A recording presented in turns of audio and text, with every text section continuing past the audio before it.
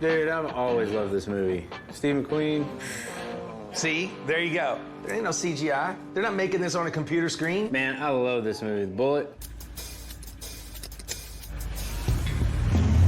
How about that 68 Mustang then? Original movie had 2 cars because they kept trashing them. They fixed one, we'll work with the other one. Wow. So they closed off 60 blocks of the city, San Francisco. That's pretty awesome right there. Yeah. Oh, yeah. Steve McQueen was like the Clint Eastwood of his generation. Clint Eastwood was his generation, man. They told the city that they'd only go 30 miles an hour, and they got up to 110. Oh, my God. Boom. So there you go. So, I love that movie and all, but why are we watching a movie? Check this out. I met with Chad McQueen yesterday, Steve McQueen's son. Yeah? We've been invited to build the coolest car that Gas Monkey's ever built to recreate the most badass car chase ever shown on film. Recreating that scene you just saw. Oh! Right now on Fast and Loud, hot rod hunter Richard Rawlings is back to prove that Gas Monkey Garage is still the best in the business. In tonight's blockbuster 2-hour premiere, Roll camera! Richard and the Monkeys Mustang Mania! team up with the son of screen legend Steve McQueen I know who you are, Richard. to bring the most famous scene in the movie Bullit back to life. So you want to recreate the chase? Plus, a favorite truck with a little ding turns into a big train wreck. And went straight into the wall. And then a last-minute disaster It's missing a tooth. could spell doom for the Mustang's San Francisco debut, If we continue to do that, we risk losing the car for the shoot. where it's set to star in the most historic stunt in Fast and Loud history.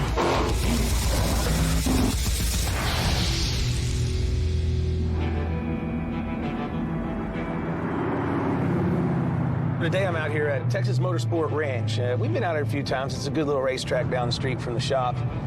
Oddly enough, I got a call from Chad McQueen, Steve McQueen's son, and he said he wanted to talk to me. And when Steve McQueen's son calls, you answer. There he is. Not exactly a great day for the racetrack, is it? Horrible. Glad you could make it. Richard Rawlings. I know who you are, Richard. Nice to meet you, finally. Right on. Nice to meet you. My daughter, Madison. Maddie. Hi, Chase. My son, Chase. How we doing, guys? My kids actually turned me on to Richard and his team. I was pretty shocked and amazed how quick they could get things done and turn around. Chad is the son of legendary movie actor Steve McQueen. Hollywood's King of Cool was a top box office draw during the 60s and 70s in films such as The Getaway, The Great Escape, and my all-time favorite car chase film, Bullit. You know, this is a 50th anniversary of my dad's picture, Bullet. Like his dad, Chad's been in dozens of movies and TV shows. He was one of the Cobra Kai in the original Karate Kid. He got bit by the racing bug. Chad started racing dirt bikes when he was only 9 and quickly moved on to racing cars. But he was forced to retire in 2006 after crashing his car into a wall at Daytona. But that doesn't mean Chad's given up on cool cars. No, sir. They've got the new Steve McQueen edition made by Steeda and Ford. It has more horsepower, upgraded suspension, and tires Steve McQueen branded. Wow! You can see they put my dad's name on the supercharger. It's a modern incarnation of the old 68 Fastback, but with more than 775 horsepower and riding on Nitto G2 high-performance tires. It's got a cool look. It's the modern version of the actual 68 McQueen car in Bullit. Pretty good look. We're not here at the track to park it. No back seat, kids. Chad McQueen's gonna put it through its paces.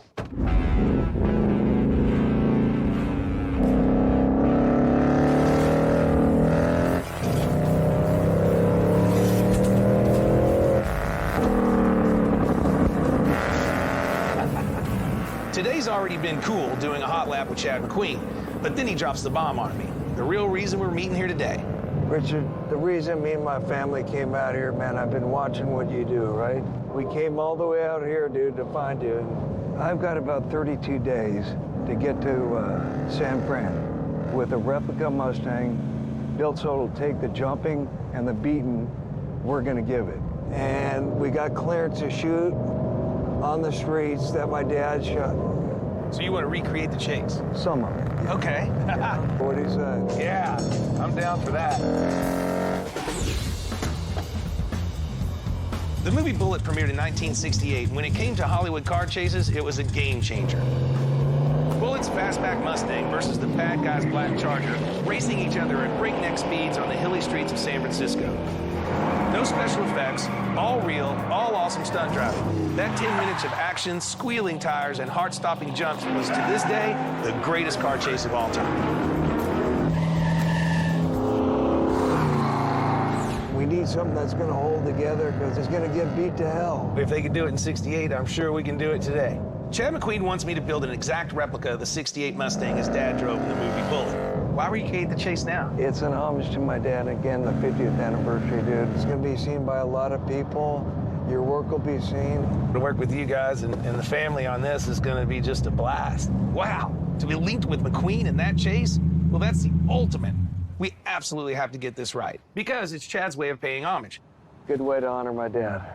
There's a lot of people that build a replica car, but they don't go shut down San Francisco. Right, I mean, is that awesome, dude? Heck yeah, it is. This is the best exposure Gas Monkey could ever ask for, so I'm footing the bill. You can help us out in 32 days, yeah? Oh, that's no problem. I can build a car, that's not a problem.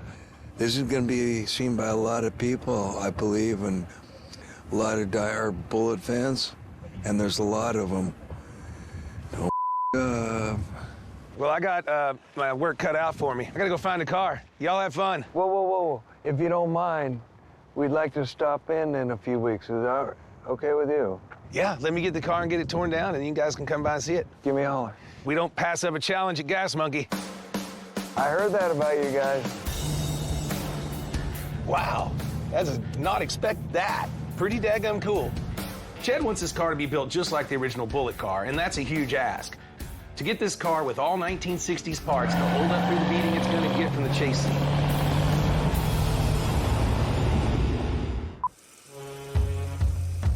When Steve McQueen arrived in San Francisco to research the role before filming, he was already focused on the chase scene.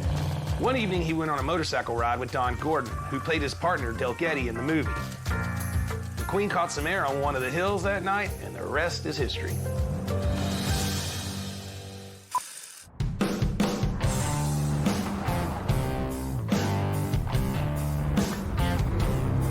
Gas Monkey Garage. Oh, it doesn't look like anybody's here. Let's see if I can't get him to come outside.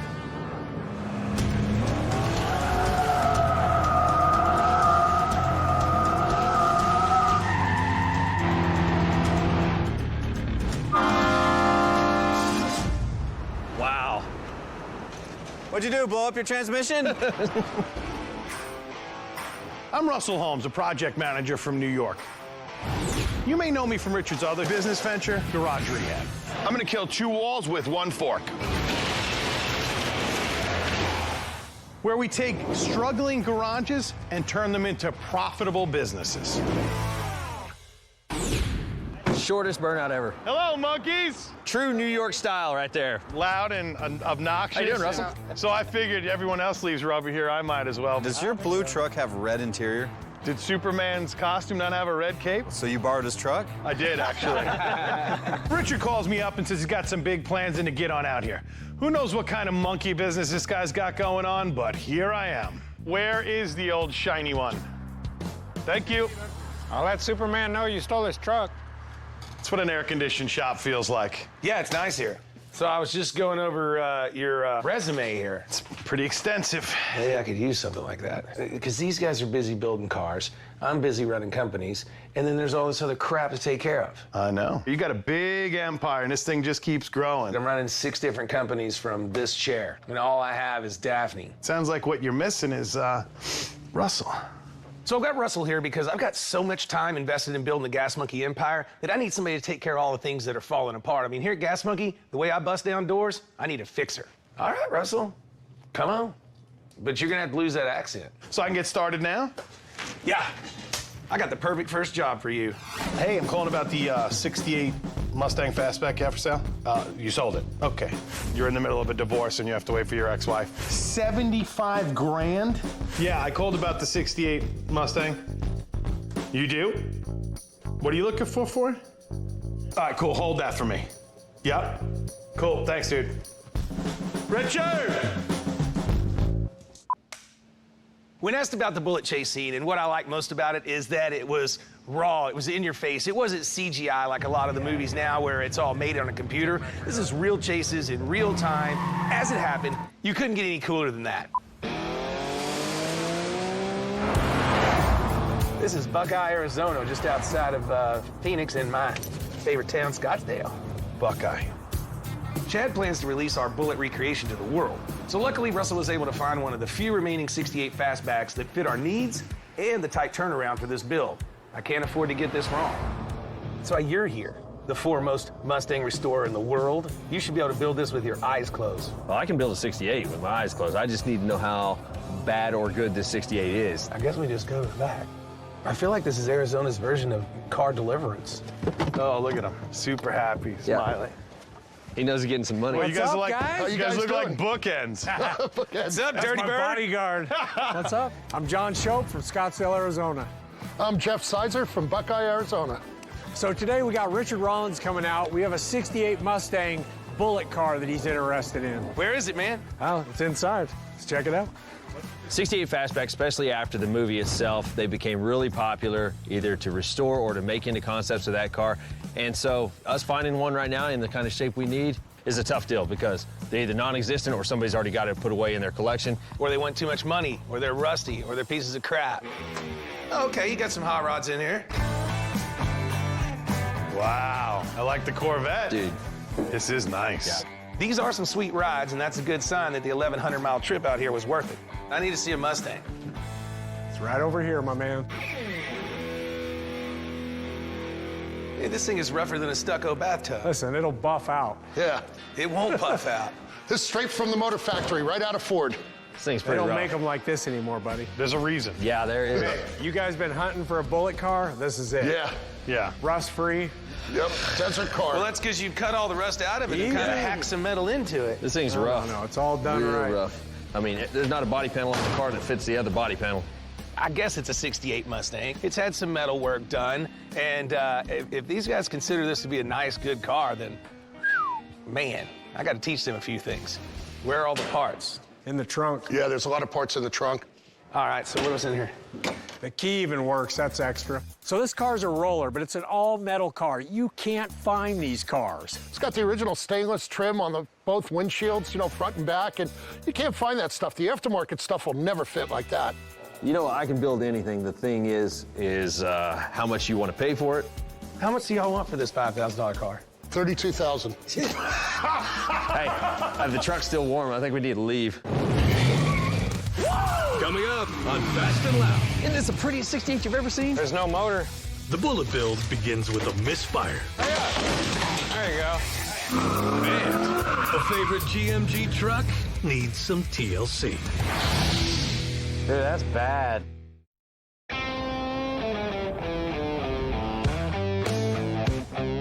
How much do y'all want for this $5,000 car? $32,000.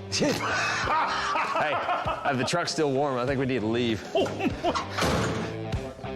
I'm in a tight spot here. The car's pretty much my only option. I'm completely footing the bill for this build, and their asking price is insulting. Now, I'm betting the exposure we get from working with the McQueens for the 50th anniversary of the movie will be worth it. But these guys are high if they think I'm gonna pay 32 grand. What other parts do you have with it? Do you have the Bullit wheels? Do you have the torque thrust rims? Do you have anything? What you see is what you get. Aside from building the car to blaze down the streets of San Fran, just like in the movie Bullit, it absolutely has to look authentic down to the last bolt. With this car being in the shape it is now, I don't know if that's gonna be too easy. This is the car, It's rough. right? This is a nice car, John. Don't give this car away. It's a decent car for 10 or 12 grand. This thing's got to be built well. When McQueen had his built, he wanted it to Agreed. be the holster that holds his gun. Agree. You know there's not another 68 fastback around the corner. Let's make a deal on this thing. How about 20 grand? How about no?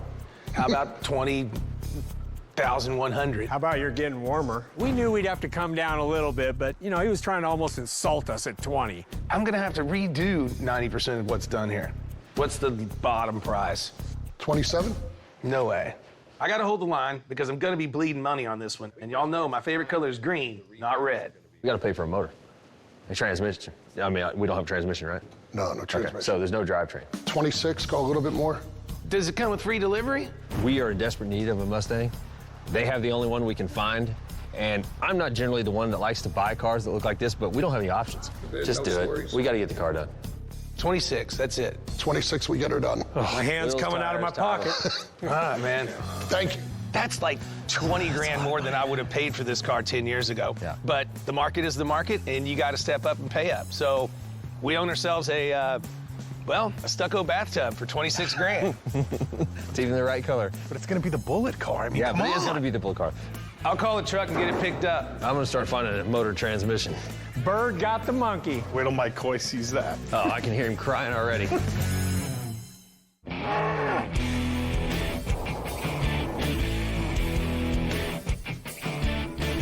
Oh, it's here. Is that our Bullit car? Yep, Mater just unloaded it. Oh, great. As close as you can say it. That was kind of my reaction when I saw it the first time. I've worked on a lot of Mustangs, but never one commissioned by a McQueen to recreate the famous Bullit chase scene to pay homage to his dad for the 50th anniversary.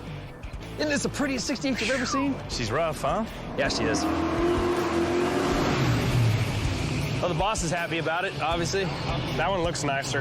Let's just build that one. Hey, you know what's really, really funny about it, Mike? Morning, fellas. $26,000. $26,000? Yeah, but look what we didn't get. There's no motor. Yeah. Mustang Mania. What do you think about this? I think you paid too much. Yeah. How do you know what I paid? He just told I me just you told paid it. 26 grand for a car with no motor. I gotta admit, I wasn't jumping for joy when I saw the 68, but 68 Mustang fastbacks don't exactly grow on trees. And we gotta thank our lucky stars that we've been invited to build the coolest car that Gas Monkey's ever built to recreate the most badass car chase ever shown on film. This was the only one I could find on short notice because we got 30 days to do this. Hey, and that guy is still running, laughing to the bank with a 26 grand. Yeah, right? You did get the real wheels, though. He ended up putting those inside. 26 grand for wheels. We have to build a real car, not a prop car, and it's got to be able to handle those roads and those jumps and the It things. was it did. 1968 technology when they filmed it. They had a little bit of the extra springs on from the Shelbys. They had Reinforcements front on the disc brakes. frames. Little and the shock reinforcement here and there. We're going to follow the plan to the T exactly like it was. In order for the 68 Mustang to perform as it did in the movie Bullit, the entire suspensions, control arms, and shock towers were reinforced and even magnafluxed to make sure that the metal was perfectly solid. Plus, heavy-duty front coils were installed along with Coney shocks, and the 390 cubic inch motor was modified to bump it up to 325 horsepower. Is there upgraded suspension or we just put stock stuff on it? It's upgraded from stock, but it's just the Shelby stuff. It's 68 technology. It's going to be tough. It's going to take somebody that can really drive a car to keep it on the road. Well, Chad's handling that. You're going to have to put the heavy-duty coil springs in it and reinforce the frame rails. Fine. Just like they did back in 68, or 9, I guess. Yeah. Here's the plan for turning the stucco bathtub into a reincarnation of the Bullit stunt car. Thankfully, this one is really rust-free, so the paint and body guys can clean it up and get it painted in the authentic Highland green. We'll return the interior to its black vinyl glory with bucket seats and the Shelby appointments. And we'll fill the hole under the hood with a 390 cubic inch V8, which we'll modify to bring up the horsepower. To handle the hard turning and killer jumps on the streets of San Fran, we'll beef up the suspension and the brakes. Chad wants this car stock, except for 2 improvements, Positrack and disc brakes for safety. The Monkeys have a hard 4-week deadline. As for budget, we're not monkeying up this one. We have to do it exactly the way Chad wants it, so I'm giving them 40 grand to build it, which means I'll be all in for around 65 grand. There is going to be a ton of eyes on this. This is one of the most iconic cars in the world. So our rep is definitely on the line. Absolutely. So we can't mess this up. No, this is not one we want to mess up. How could we mess up on a 68 Mustang? That's Come on. true. I mean, when McQueen's family comes to you, when Chad McQueen himself comes and goes, you guys are the best, it's the 50th anniversary. Well, that is and we true. want you to do it. Then you do it. But we're making history. I hope so. Well, we'll be making a repeat of history because Steve McQueen did it. Well, we'll just do it a little bit better. The best part of the Bullit chase scene is there is no dialogue. So I love the part of the screaming V8 motors that race down the streets of San Francisco. It set the standards for all car chases. Let's get it in there and get it done. I expect paint on this thing tomorrow. You want paint on it tomorrow? I'm just playing. Paint is just as important as performance on this build. We Okay, gotta good. move, though. Hey, I'm all about that. Well, let's get it inside. All right. Don't scratch my black car. I won't. I want to drive that later. We'll get back to you in 4 weeks when it's done. Yeah. And they act like they gotta do the hard part. I'm the one that sold the deal.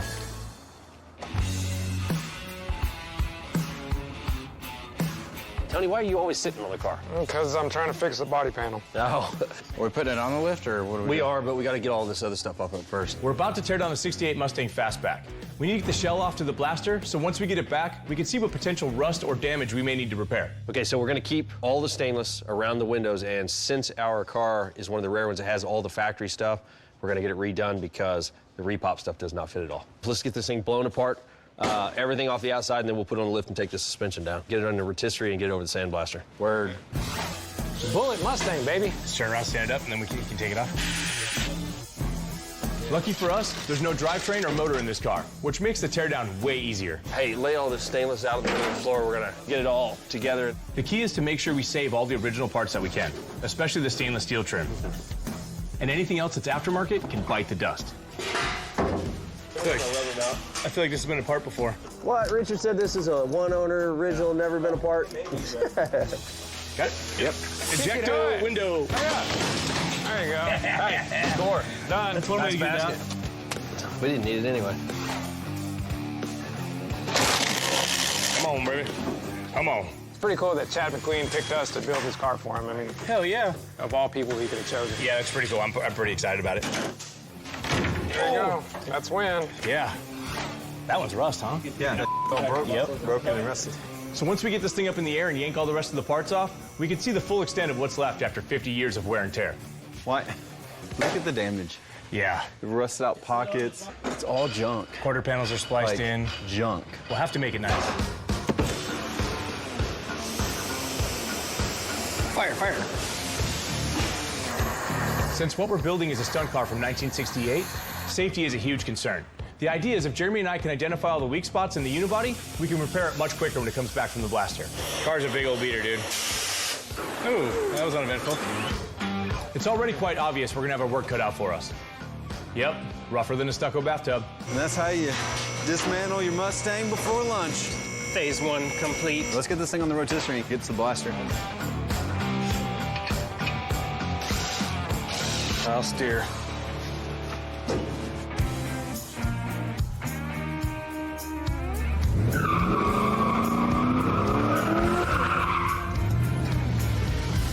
Dude, this was like built like the first season. Yeah, Freddie bought it. What, did you buy this back? Freddie ended up No! It's actually traded hands a couple of times, and my buddy Freddie ended up with it. He does some cement work for us and stuff. Told you. What kind of work? Cement. Concrete. Concrete. This beauty started out as a rusty old 76 C10 short bed.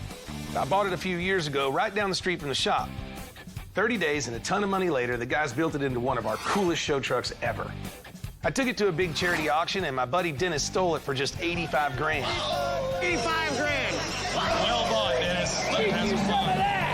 Then he took a loss selling it at Barrett Jackson. So, 41,000 way up front. Whoa! It's like bad luck is following this truck around. Eventually, my guy Freddie landed it. He had it towed down here on a tow truck because he was going to bring it himself because it was making a little whine in the transmission. So he was loading it on his trailer. It looks good. And he dropped it off. Both sides, a little bit in the cab. This side's even worse. Dude, that's bad. It's crumpled and rumpled, brother. Oh, man. Just get it done, and then we've got to look at his transmission problem because he says he was racing it. Let's just get it done and out because we don't have anything in the paint booth for the next couple of days. What do you need, 2, 3 days? We'll start with 3. Okay, we'll start with 3. If I need more, I'll come tell you. You know I'm not going to give you any more. If you give me 4, you can charge Freddie more. No, I'm going to tell him I gave you 7. No, he's booking you, exactly. He's booking you at 8, and you only have 3. He wants to make all that money. Coming up on Fast and Loud. What? The monkeys rattle Richard's cage. That's not what the customer asked me for. And work piles up and the pressure's on the paint shop. Couple hours late, but better than a couple days.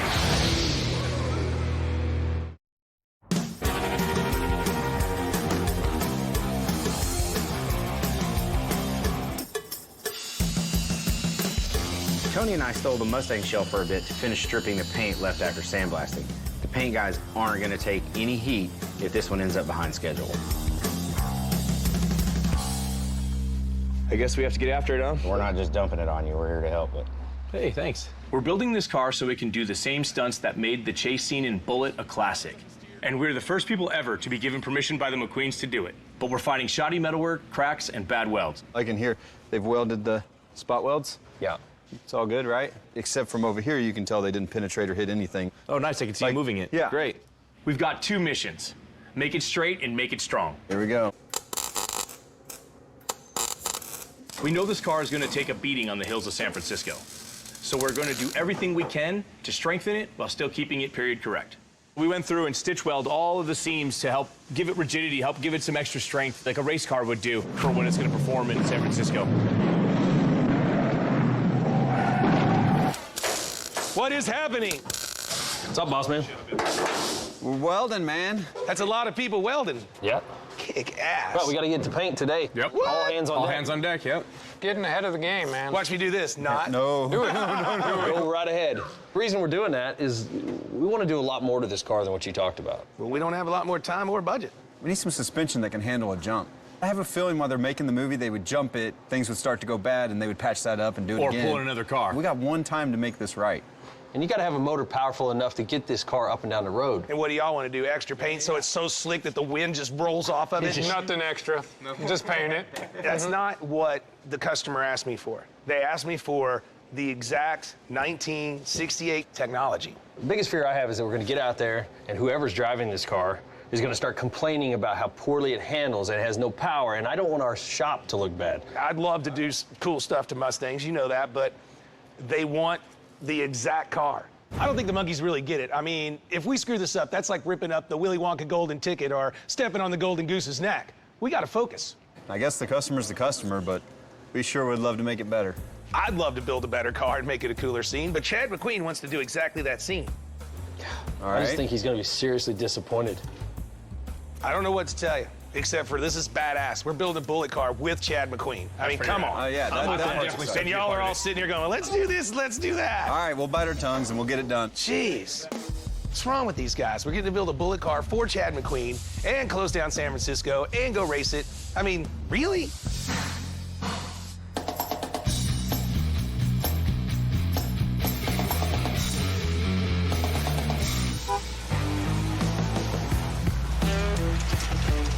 These next 2 days are going to be crazy for the paint and body crew. Why is this in here?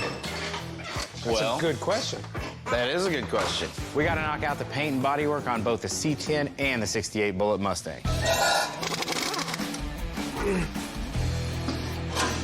It's all caved in like this, and all this is pushed out, and then it busted the cab corner here.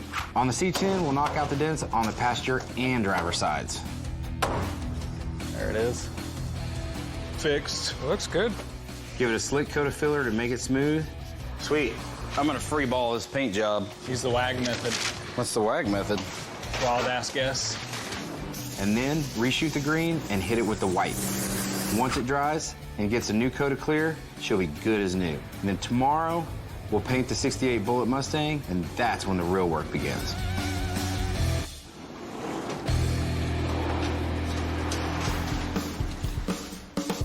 All right, all right, all right.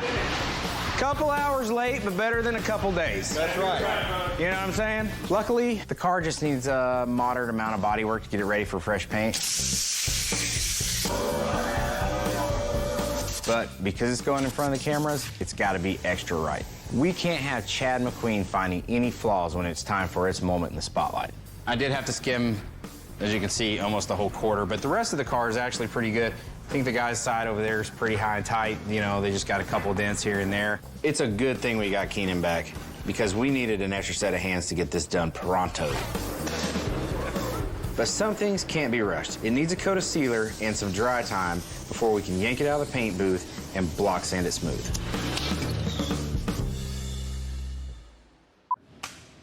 And my favorite part, what I love about the movie, is the Highland Green Mustang. It is a clean, unique color that you just don't see every day.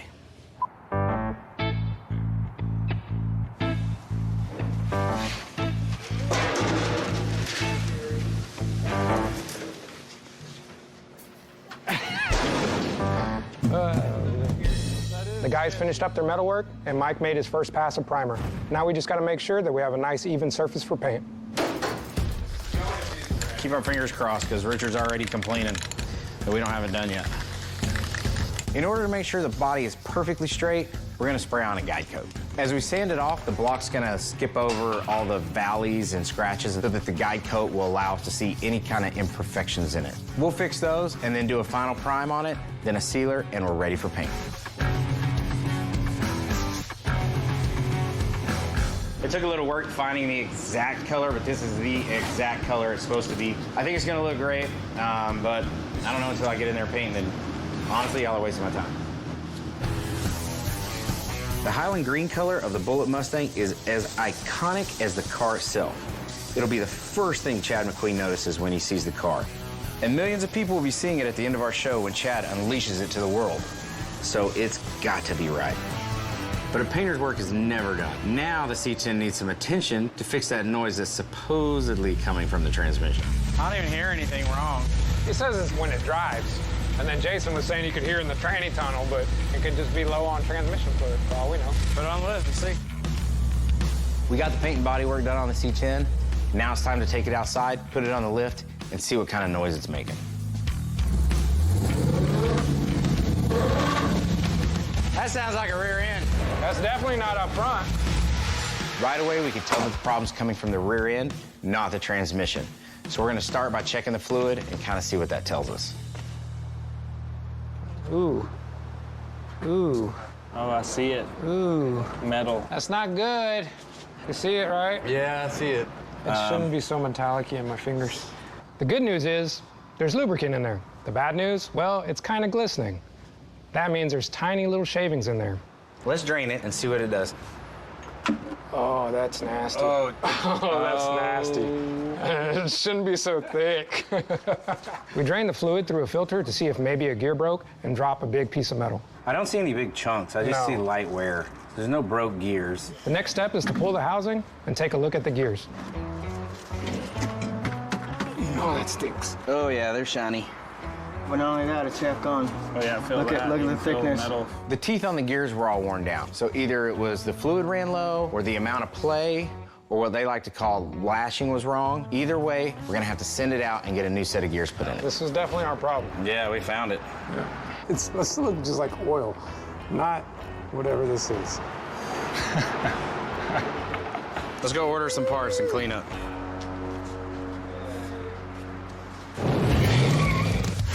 Coming up on Fast and Loud. Hello, guys. Chad McQueen has the crew sweating bullets. We're screwed. And later, Richard and Chad McQueen take on the hills of San Francisco to recreate the Bullitt chase scene and unleash it on the world.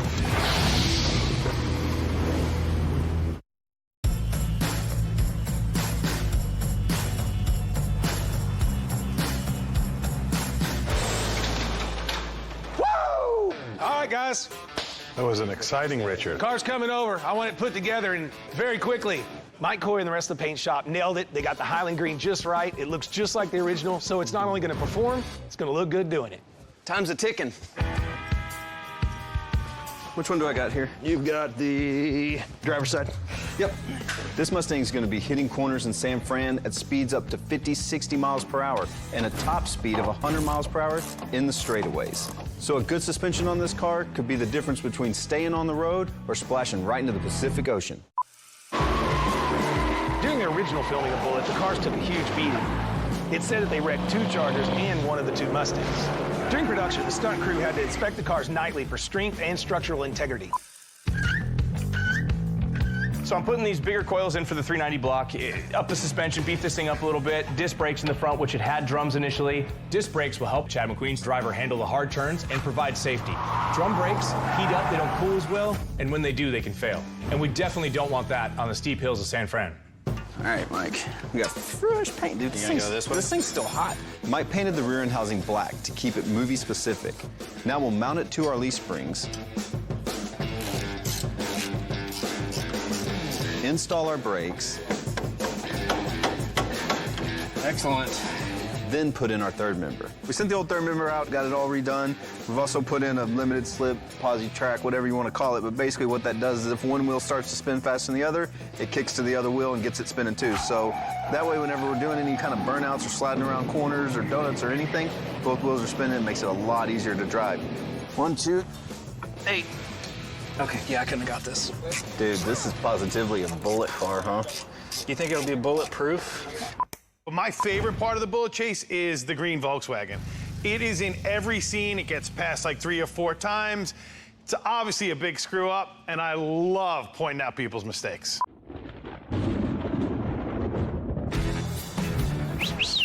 Come on, Boo. Come on. Phoebe, come here. Phoebe. Phoebe. Hey, what are you doing to that pole? She's pole dancing. Yup. It was a matter of time. Uh-oh. Somebody's here. Who's got the Mustang? Mr. Chad McQueen. Yeah, that car's same color as the one we're building. Yeah. Hello, guys. What's going on, man? Richard, good to see you. Chad McQueen, Steve McQueen's son, challenged Gas Monkey to build a 1968 Mustang Fastback replica, just like the car that his dad, Steve McQueen, used in the famous movie Bullit. And let me tell you, that's a challenge in itself, but we've only got a few days left to go before we have to deliver it to San Francisco because we've got the streets closed down to recreate the chase scene.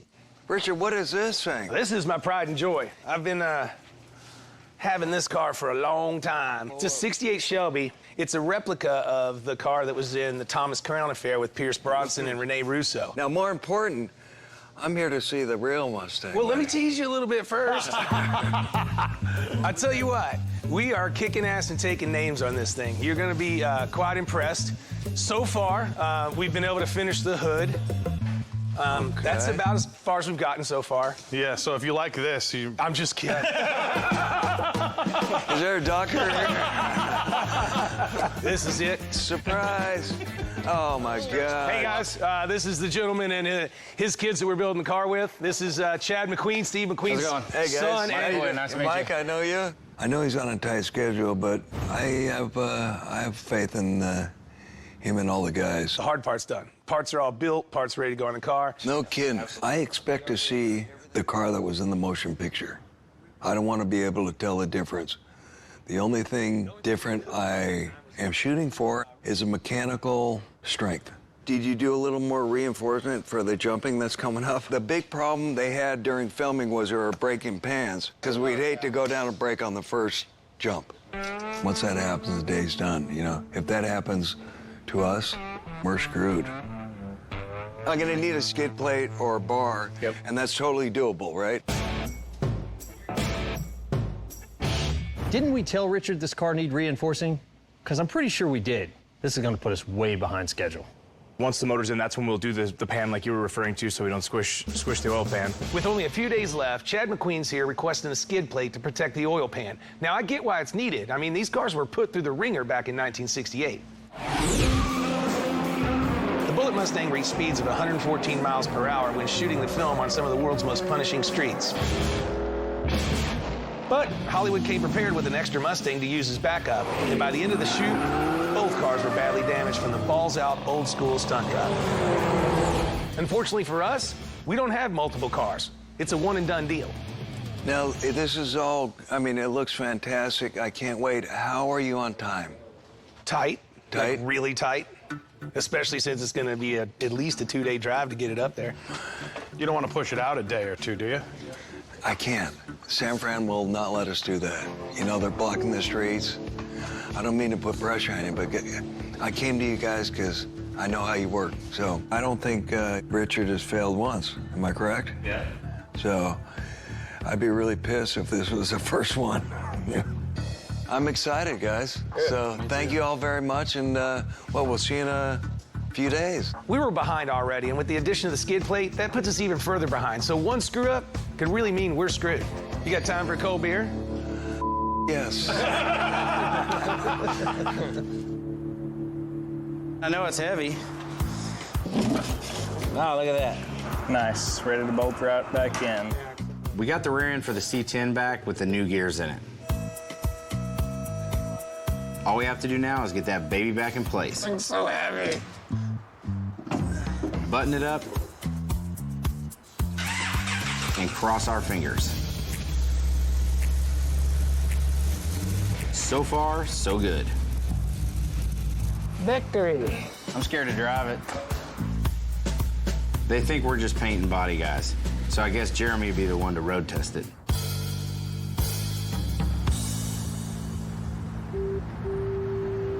paint. Jason, I've got some bad news.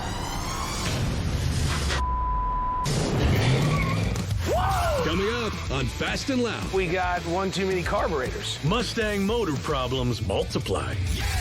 And here's the rules, though. They told me not to damage the car. Richard takes a steed for a ride. I don't think he can handle it. Jason, I've got some bad news. Unreal.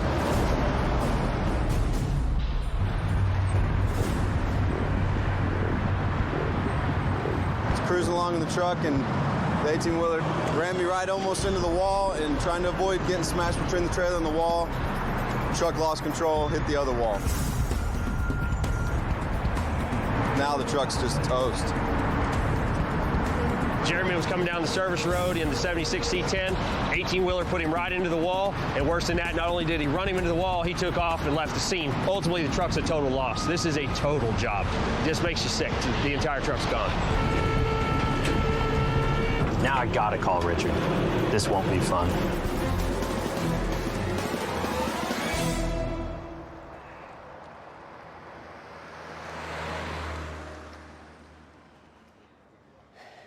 Is this why I got a 911 phone call?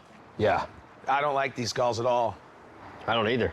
Are you okay? Yeah, I mean, I scraped my arm up a Okay, little now bit, I'm but- gonna start bitching. What the Well, as I was coming up on that slower truck, and he was coming over half in my lane, and then there was the guardrail there, it just cut and went straight into the wall. And we were on final test drive. Yeah. That was it, yeah. Well, this thing's obviously totaled, frame's bent. We had about a $15,000, $18,000 ticket on fixing it that I'm not gonna get. Now you're buying the truck, in essence. Well, hopefully insurance is. Oh, Daphne's gonna be pissed. I can't have the costing us money, so I'm gonna have to figure that out. And whatever happens, maybe we use the parts and pieces. I don't know. Daphne!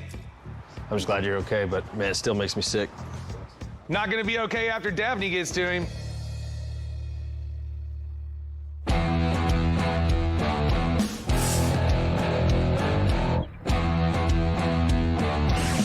Tires are already here? Yeah. We're gonna make this thing roll. I hear the truck out there. Oh, hey. Bringing gifts. Back it up. Watch out, don't run over Russell. What? It's all right. Yeah, don't hurt the truck. What do we got? You got a motor, it looks like. Oh, come on. Jason and I just got back from fetching a period-correct Ford 390 V8 from a specialty dealer in Oklahoma. It's for the 68 Fastback that we're building to recreate the iconic chase scene from the movie Bullit. Our deadline is closing in super fast, not as fast as a Bullit car was, so we got to get this thing painted and dropped in. Is that original? You gave me a set of rules. I think you went. No. It's a 390 block, 390 428 block. He picked and chose which rules he wanted to apply, though. It's still period correct, minus the heads, but they'll be painted blue, so it won't matter. Okay, because I see Edelbrock on them. But we can't say that, got sorry. one too many carburetors. Right. Here's what you got by having that. You got 600 horsepower. So I told you to do it the exact same way the Bullit car was, but you had to monkey with something. Of course. By the time we dressed it out, it'll look like a factory motor minus the carbs. Is the rest of the car going to be able to handle it? That's not my problem. You said you had a professional driver. Professional driver, man. You got to monkey it up, man. All right. Did we get at least get a decent deal? Has it been dyno? Is it ready to go? It's ready to go. That's why it looks like it does. We need to prep it and paint it. And but you know what? It was about $300 more than fixing up an old 390. Good choice. I like it. I think it's a good choice. I may have indulged a tad when I ordered the motor, but when was the last time anyone regretted having more horsepower? I guess you got one over on me, but we can't back up now, so get it off, get it in. I love it. Strap. Tell the monkeys not to monkey with something. Well, they did.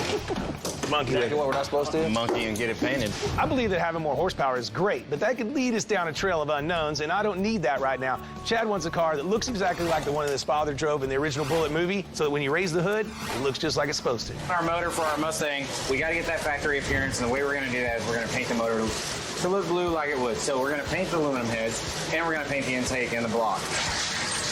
Wish me luck, little Richard. Ford used to paint its high-performance and racing engines blue. They say it made locating fuel and oil leaks easier because fluids contrast starkly against the blue paint. Anyways, if I get paint on the valve covers, it doesn't matter because we're putting new ones on. Then I'll let it dry so the guys can take it and stab it in along with the transmission. Check it out, the Steeda guys dropped by today with their Steve McQueen Bullit Edition. Now, this is serial #1, and, well, I guess they're gonna let #1 drive it. Step away, #2. Here's the rules, though. They told me not to damage the car. I don't think he can handle it. I think that's too much car for Richard. Sissies.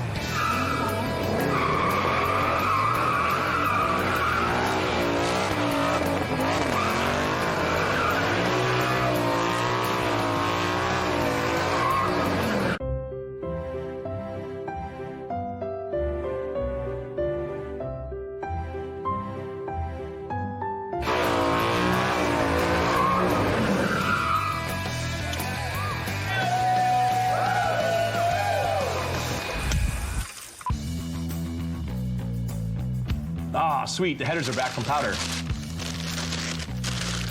The exhaust headers just came back from the powder coater, so now I can install them on the motor along with the gaskets. We need to make sure they're good to go when the tranny gets here. Then we can start stabbing the motor and all the things that go along with it. What? This can't be right. Yeah, because we're gonna have to stand here. We're gonna have to hold car. Hey, Jay? Yeah. Nice. Yeah, right? Back Yeah. to coating, but I don't know about this, guys. Does that look like it's gonna, no. If it were to sit on the motor, it would be right here. There's no way, and it's definitely not that low. No, it'd so be diving into it's that gonna be firewall. up here. Yeah, that's gonna be a major problem. Unless it's way low, but there's no way. Here's the problem. This is a small engine bay, and with this big block motor in here and the aftermarket long tube headers, everything's starting to get really crowded. The exhaust is gonna be really tight in here. You can tell just by eyeballing it. Unless I'm missing something here, this is unbelievable. What's the problem? I don't know. What isn't the problem?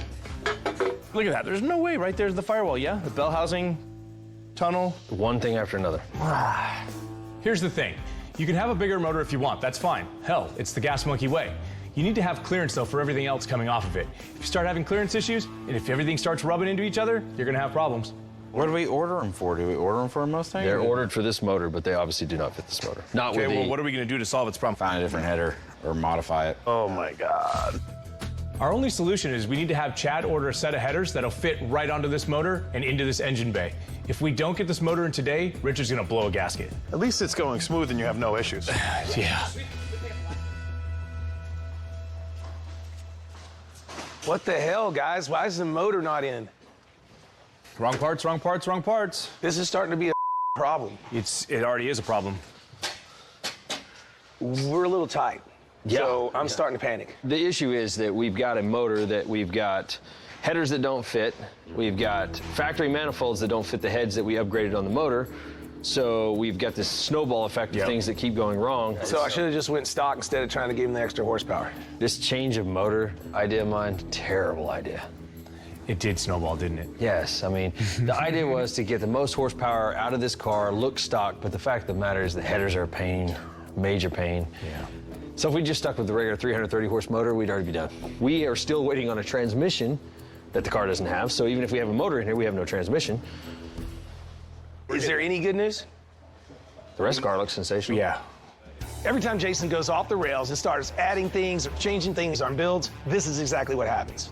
This is horrible. It's brutal. Well, I mean, they've got the permits pulled and everything else. Everything's done at the city.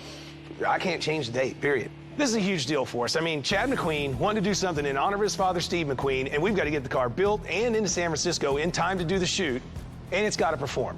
If we fail, well, then I don't know why anybody else would ever want to work with us. I need it done, man.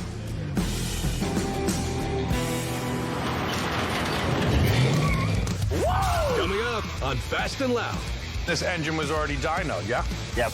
The Mustang could be breathing fire. Shut up. Hey. And the Bullit build gets backed up.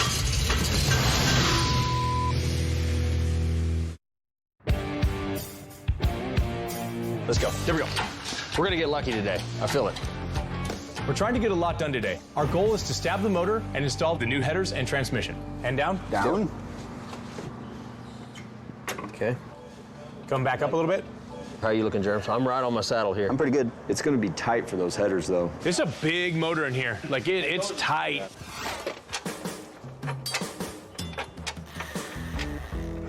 What's wrong with you? Are you kidding me? The amount that these guys have to do and the hours they're putting in to get this thing done, I thought my time limits were tight. These guys are unbelievable at what they're doing. Yeah, it's like this all the time. All the time. Every single build. Every build. Yeah. Welcome to Gas Monkey. Uh-huh. All right, on to the headers. The stock ones definitely won't fit in the engine bay. I don't know about this gear. We ordered up some different ones. We're hoping that they do the trick, but there's only one way to find out. Hold on, damn it. Dude, these are huge. It's amazing how tight this is now with this engine sitting in here. With a big block, they take away all your space. Just take a deep breath and slow down and make it right. I just need, there it is. I feel good about it, boys. Feel good about it, boys. Yeah, I do too, we're there. Yep. Right, that's it, right? Yeah, buddy. Yes. Sweet. New headers installed. Now, you gotta get the transmission in. We're going with a rebuilt manual 4-speed that can handle all of the horsepower from this 390 V8. Yes. Okay, watch your fingers. Yeah. I see it. It's sliding in, guys. There it is. That's it. We really caught a break today with this part of the build going off without a hitch. Now that the drivetrain's in, I can fab the skid plate that Chad McQueen asked for. Get this thing wrapped up finally. Jeez. Chad showed up and he added a few things that were very important, like the skid plate, so we don't cave this oil pan in. Otherwise, the first time they jump the car, might break it. Chad got us thinking about jumping this thing, and we realized that besides the oil pan, we also have headers hanging low. So we're adding more than just a skid plate.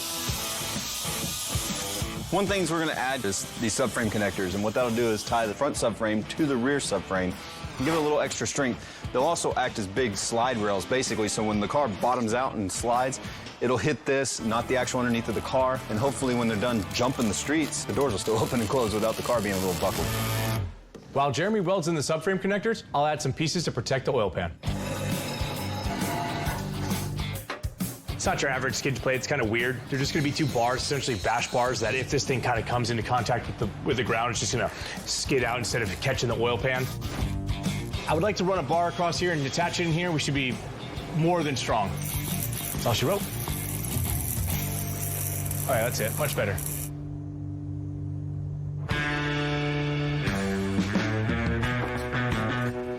Coming to the wire. You're new here, but you'll learn. It always comes down to the wire here because I always accept jobs that no one else can do. Chad's moving fast. I mean, he's hand-selected the crew for San Francisco just like his dad did. Steve McQueen personally selected director Peter Yates for the movie because Yates had filmed a realistic car chase a year earlier on the streets of London for the film Robbery. Now, traditionally, car chase scenes are filmed by the second units, but Yates insisted on doing this one himself since he knew Steve McQueen would be performing a lot of his own stunts. In our case, Chad hired a driver, and this guy's stud. Hey, what's up, Chris? Oh, what's going on? My name is Chris Forsberg. I'm a Formula Drift champion. Chris Forsberg's career started in grassroots drifting before becoming the second winningest driver in Formula drifting history. But in 2009, he earned the title of Formula Drift champion as well as Triple Crown winner. So yeah, you could say he's more than qualified. You guys said you did some reinforcements on it too? Yeah, let's pull it up and I'll show you. Yeah, awesome. I mean, we're taking it to San Francisco. I imagine it's going to be hopping around a little bit. Oh, yeah. Chris, being a drift driver, he wants to see what we did with the suspension and reinforcements underneath, so he knows the limits of the car. Jeremy welded in some subframe connectors to help stiffen it up a bit. Oh, nice. So what do you really think about these tires? Like, just they're going to be too slick, or what do you They think kind of seem like they're going to be a bit counteractive for what we want, which is they got a lot of forward grip and no side grip. Got it. It's just going to take air pressure to keep the tires standing upright. Well, then it comes all down to the driver and his ability. Hey, yeah, man. adapting on the fly, right? Just letting it rip, yeah. If you're into cars and you haven't seen the Bullit chase scene, then you got to go do your homework. And just to, see the car like in person is definitely, gives you the feels. Especially formulated paint under there to keep you from wrecking too. Anti-wreck paint? Yeah. See you in San Francisco. There's everybody. I don't know. Black custom Ron Davis radiator. I'm good with it. You good with it? I'm good with it. I'm good with it. You good with it? I am. All right, cool. Today's the day it all needs to come together. All right, moment of truth. Let's see if all this work actually paid off. Classic instruments. Okay. And that is that. Finally, something actually went right. Did you get the starter in place? Yep, starter's in place. Now finish the fluids out and then put some gas in it and see what she does. Let's bring them down. It's make it or break it time today. The Mustang has to be on a trailer to San Francisco in 72 hours, but we haven't heard the motor running. We're told it's been dyno tested and should fire right up, but I've got a new saying. It ain't over till the 390 sings. We got motor oil that's got to go in still. This is teamwork, Mike. Never been good at that game. It says braking oil and this engine was already dynoed, yeah? Yeah, but this is a safety just in case. I can tell you're new here, because I don't trust the fact that we got this motor broken in already, and if we don't put this oil in it, I don't want that cam going flat and us having to pull the motor back out. Have we put fuel in it? Fuel's going in. Sounds like he's peeing back there. Ready? Yep. The fuel lines are bone dry, so it needs a little primer. Fire it up, Tony. You all right? Here we go. Here we go.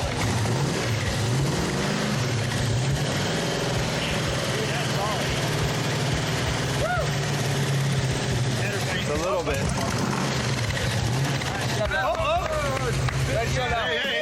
Yeah, that's fine. That's fine. Hey, that's good news, guys. That's huge. That's huge. That's excellent. That's a relief. Obviously, the motor still needs to be tuned, but at least we know we got what we paid for, a monster power plant. Let's get the wheels and tires on this thing. Let's get the hood on it. Let's go take it out and drive it. Once we get the wheels and tires on, it'll be ready for a test drive, and then it's on to its movie debut in San Francisco.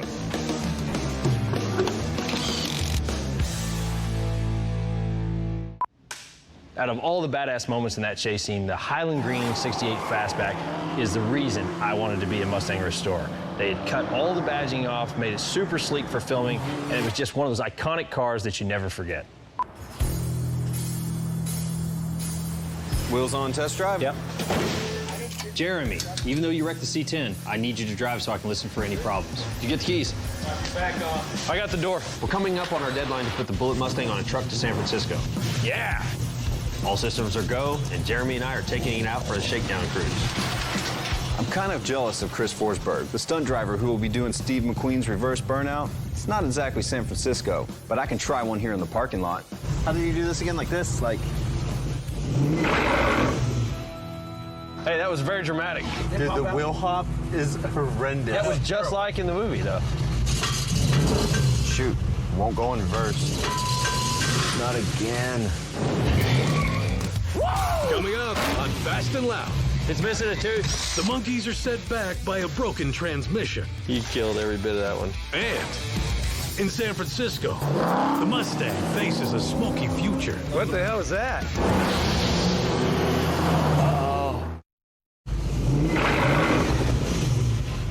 That was just like in the movie. Shoot, won't go in reverse. Very frustrating. Try it one more time. Can we do something about that? It might be missing a tooth in the synchronizer. It's gotta be. A tooth. It's gotta be. Yeah. I'm already on Richard's list for crashing the C10. Now I probably just destroyed the transmission in the Mustang. I'll be lucky to still have a job by the time we get the car to San Francisco, if we ever do. Oh, you're very frustrated. You good? Yep. Did you ever feel like you're being punished? Yeah, I think I am, actually. Well, the Ford gears look good. I don't see any teeth knocked off of them. Okay, now, okay, there's reverse. Get the scope, see down there. All right. See what she really has going on inside it. Do you see that gear down there? Yeah. Whew. We're using the inspection camera to get a look at the reverse gear. It's tucked up underneath the 4 forward gears. Okay, good gear. Oh, God, those gears are 1, 2. Okay, keep going. Okay. No, keep going. There we go. There's you're missing an 1/8 off that one, quarter off that one, quarter off that one, 4, 5. There's a 6 and a 7th gear chipped out. We do have a sheared reverse gear, for sure. From what I can see, the reverse gear wasn't fully engaged when Jeremy gunned it. All that power from the motor just shredded the teeth on the reverse gear. Hey, that was very dramatic. When the wheels hopped, pieces of metal were coming apart inside the transmission. You did it good. There's no choice but to tear apart the transmission and replace the reverse gear. Rebuilding the trans, that wasn't part of the plan. The hell with it, I'll rebuild it. Let's just get it done. This car was done. All I had to do was go on the trailer to San Francisco. And as if wrecking the C10 wasn't bad enough, now I've gone and broke the Mustang too. I'm surprised I still have a job. All right, Germs. Got the parts? I have everything we need to fix it. This is what you destroyed. Good job. That looks... Which is a pretty hefty gear. You did a hell of a job to destroy that. Thank you. Now Jason has to replace the bad reverse gear and make sure all the gears are engaging properly before we send this car on its way. I'm gonna go ahead and get the casing off and get it all back together and in the car. I feel like that's coming out. Voila. Transmissions are one of the most complex and confounding parts of a car. There's a good one. You killed every bit of that one. The new and the old. When you're under the gun, taking one apart and putting it back together can become a complete nightmare. Let's go. I'm done. I made sure everything was put back just right and that all the gears were synchronized properly and to spec. There it is. Oh, yeah, she went in like butter. So keep your fingers crossed that this works. If you don't have good news, don't come back. Yeah, that's exactly right. Don't come back. Already, this is good. Yeah, It went into he's reverse. in reverse. That's a start. That's it, right? That's it. I hope it's it. Everything sounds smooth. There's no grinding in the reverse gear. All right. Does it feel good? Yep. All right. Open her up for a quick spin around the block. The gear's engaged correctly, so we must have fixed something. Yes! Yes! Yeah! Psych! So we can call the truck now? Let's call the truck. I'm on it. This car should have at least 500 miles of testing, but we have to ship it with just one trip around the block. It has to get onto the inner city line truck to get off to San Francisco before cameras roll. Richard gets the honor of driving it onto the truck with 0 miles on the odometer.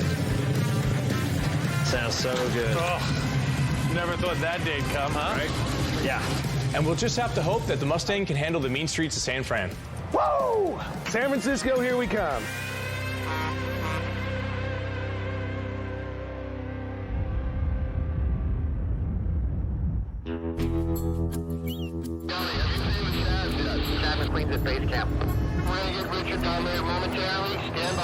It's time for cameras to roll in San Francisco, and we're delivering an incredible car. It'd be nice if we had some crowd control. Come on. Chad shut down the streets, but while his dad, Steve McQueen, had 3 weeks to shoot, we only have 3 days. We're fixing to pull the car in, let the McQueen family see it for the first time, and then we're gonna get rolling.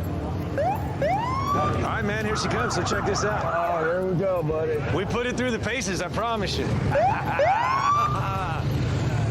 That's a bad dude. No way. That's the real deal right there. I really need Chad's stamp of approval, or this entire build is one huge fail. Without the Mustang being a ringer for the one Steve McQueen drove, the shoot won't go on. Thank you so much, buddy. I mean, Yes, sir. This is great, dude. It's gonna be a super cool time. I'm excited about it. We got everything dialed in underneath. Oh, there we go. Nice, nice. Boy, the motor looks a lot different from last time I saw it. We got one last thing. Exact recreation of the original plate. Down to the sticker. Down to the sticker. We got Chad's seal of approval because the Gas Monkey 68 Fastback is the identical twin of the one that starred in the movie. I went to Texas, talked to Richard about building this car. Here we are 32 days later, and I'll be damned if Jason and Richard didn't do it. Good morning. Good morning. There's like 100 people here, all brought together by Chad McQueen with one vision, to honor his dad, Steve. Hey, guys and gals, let me get this over with. I'm Chris. We're recreating probably the most famous chase scene ever shot. I'll let some other guys talk about that. Not probably. Absolutely. All right, guys, let me introduce Chad McQueen right here, guys. Nice to meet you guys. Hello. Hey, guys, daughter Madison, son Chase. All right, where's Rocky? Give it up for Rocky, our action coordinator, right there. Also, Chris De La Grazia, the man of the hour. This is the movie that got me into the business. One of my favorite people here, Frank, is our SFPD officer. I've got 9 to 10 officers. Thank you for letting us come to your fine city. Thank you for coming, yes. Just a reminder, guys, too, these are cars. Stuff can happen. So if it does, let us get to, if there's an injury, an accident, whatever happens, let us get to them first, then we'll move on. Roger that, all right? Yep. All right, have a great day, guys. Here we go. I'm trying to shoot in 5 minutes. Here we go. We're here on the exact same street as my dad filmed on, and we're gonna be doing this for the next few days. Steve McQueen got to shoot for 3 weeks. We have 3 short days. To protect the car, the setups start with the easier shots. Still, the suspension will be put to the test on day 1. I'm super nervous because he's never driven the car. Yeah. So he's trying to learn how to drive it on a bad road, on a corner, sharp turn, at high speed right off. All right, here we go. Roll camera. My first build on Gas Monkey, being San Francisco, doing the Bullit chase, and I got the McQueens here. It's trippy for us. I mean, we're standing on the same corner Grandpa stood on 50 years ago. Right? It's got to be unbelievable. 29C. And action run! Come on, get on. Action crash!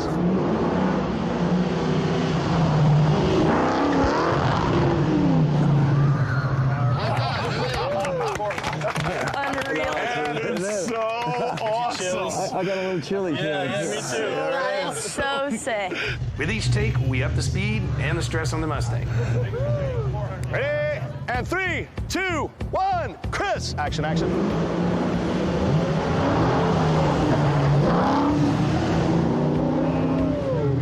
Did you see that smoke? A little bit of fuel in there? And cue the smoke. What the hell was that? Uh-oh. Coming up on Fast and Loud. Oil or fuel? I smell oil. The stunts get faster and louder. And the final shot may mean the end of the Mustang. Jason! Action, action. What the hell was that? Uh-oh. That can't be good. At the end of that pass, the Mustang blew a lot of smoke. It's coming out exhaust. That's oil or fuel? I smell oil. It does. Oh, it burped out of the breather. It's right here. Yep. It shot out of the breather. All over here. Yeah. It's all over here. Looks like we sent a little oil out of the breather. Made a mess, but we dodged a bullet this time. So it's non-mechanical? No. Nice. We're still working. It's more like just an oil spill, not a big deal. We just got to wipe it down so it doesn't burn. Now, the smoke at the end doesn't bother you? Doesn't it look like he just kicked another gear and took on off? Right. Great, dude. Here we go. We lose him for half a second, but then we Who pick cares? him up That's like that. bitchin'. That's good. Are you good with that? I'm good. That's going to be awesome. Unrolling in to do setup and rehearse the mirror shot. I'll be sitting in the passenger seat as the bad guy. And 3, 2, 1, go! This is the iconic look in the rearview mirror. Oh man, he's behind us. And reset. This shot, these are the shots I call the whoop-de-doos, or the whumps, when the cars are like whump over those city streets. Whump, whump on the street where they did it. With every shot, the intensity goes up. Drivers, stand by. Everybody back? And the car's put to a more and more difficult test. Everybody knows that this car's coming through fast, right? It has to perform and survive each stunt, or this movie won't have an ending. Here we go. The stress level is so unbelievable. You can feel it. Yeah. Action run!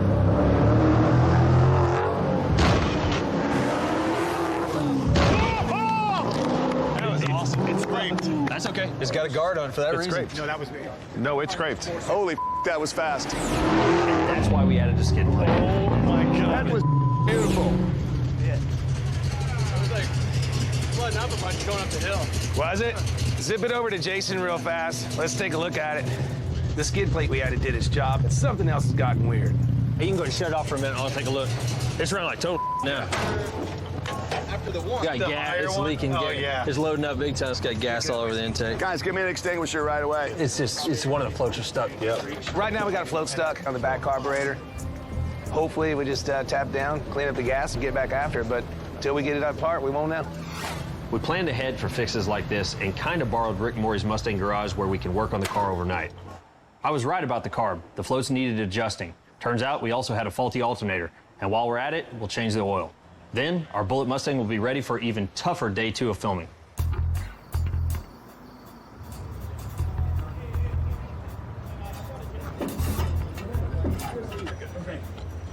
Guys, bring that Spare radio to me. Come on, let's get these radios out today.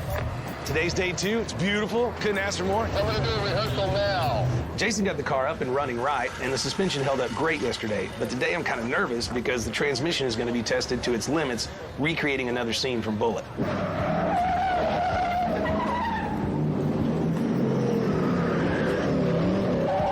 This is a scene where your grandpa came down here, overshot the turn, locked up the front brakes. He had the fortitude to slam it in reverse and look back.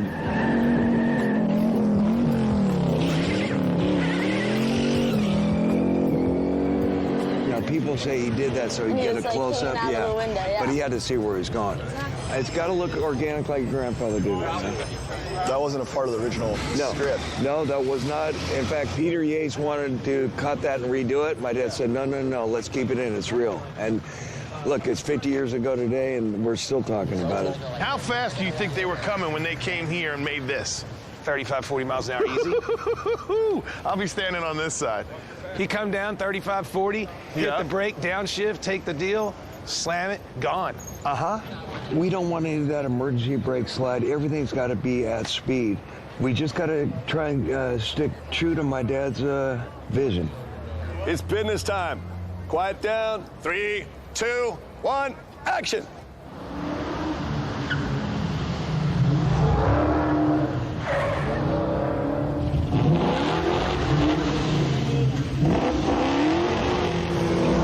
That Mark hasn't been on the street for 50 years. We have probably 2 or 3 more takes on that for sure. Hey, Garza. Yes, sir. That wheel hop is how we broke the transmission days ago. If we continue to do that, we risk losing the car for the shoot. Understood. I don't want to do that then. I wouldn't risk it again. If you break it, I can't get the parts to fix it. The car's doing great, but hopping the wheels again could break the transmission.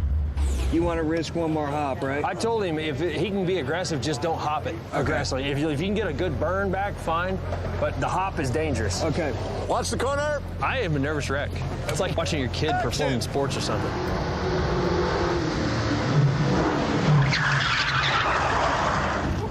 It's crazy hard to hit the mark in a skidding car, but that's the accuracy needed to recreate the shot for Chad. Okay, going again.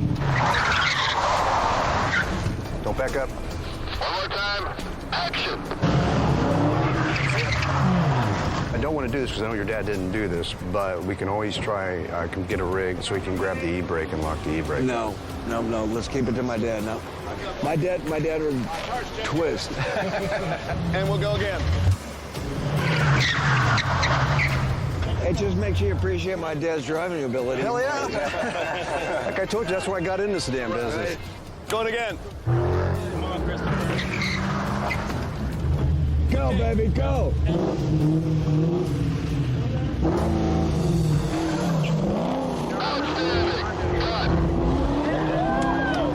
Nice work, sir. Thank you. And release. Safety meeting over here, everybody. Safety meeting. We made it to the final day of our recreation of the chase scene in Bullit, but this is the most taxing day yet. These are the biggest jumps. The celluloid does not do this justice. It is steep. If the Mustang survives this abuse, we'll have done our job. I'm feeling the goosebumps. It just makes me really respect my grandfather a lot more and makes me realize what a badass he really was. I think it's amazing, and it just makes me think back in the day. They didn't have the technology we had, and definitely the car is built differently. You like it? I like it. It's been a brutal 3 days. We've survived so far, but the last 2 shots will come like a 1-2 punch. Man, I am really nervous for this next shot. Look at that steepness, dude. Now, can you imagine hitting that at 50 miles an hour? What we're doing right now, this is kind of the finale. Hopefully the cars will make it through the whole thing, and then we'll end it with a big all the way down. This one's our most challenging shot yet. Man, I'm nervous, but I can't let Chad see me sweat. It's going to take a big beating, you know? Oh, yeah. So you guys did awesome We job, killed dude. it. We killed it. We got it all set up just for this. I mean, everything we've been doing up to now has just been beauty shots. This is what we call testing. Action, action.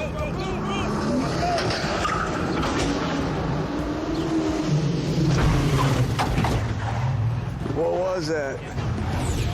The Challenger went flying in the air and landed with a hard hit. Oh! Then the 68 got tremendous air. This is freaking me out. We have to make sure this Mustang isn't bent to hell. If it's busted, we won't be able to finish the chase. Said you're in the air. Yeah, a little bit. If we're having an issue. Rubbing a little bit? Well, it's popping out sharp. Get Jason here. Jason! It's a little sharp, isn't it? We're in trouble. Yeah. We need to cut it off. You want to cut it off? It's already starting to cut into it. Can we get We've a got an hammer? issue with our quarter is peeling from the jump landing, and it's starting to cut the tire a little bit, so we're going to pull the tire off real quick, take a hammer and beat the hell out of it. We don't care what it looks like, we just need it to be safe. Make sure we don't cut a tire and blow a tire, because that could be catastrophic at this point. Let's get this thing done. Last shots of the day. If there is going to be trouble on the chute, it is going to be here right now. Here we go. Action, action. Whoa! Coming up on Fast and Loud, the 68 Mustang careens to its biggest stunt. Will Richard ride off into the sunset? Or be a box office bust? We're doing the initiation of the chase with Ron ripping up the hill in the Charger, get a nice burnout going, and then I'm gonna kind of chase after him. Then we're gonna go launch this sucker. We're gonna do the cutaway to the burnout. This is the most anticipation I've ever had for a burnout. Action!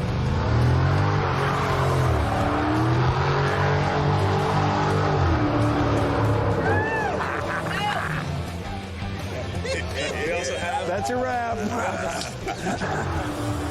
Ron did a pretty wicked burnout there. Pretty good and all, but pretty sure I can do better. Wait a minute. Action, action! It's the final shot. The Mustang still has to survive the infamous jumps down Taylor Street. Oh! Oh! Oh!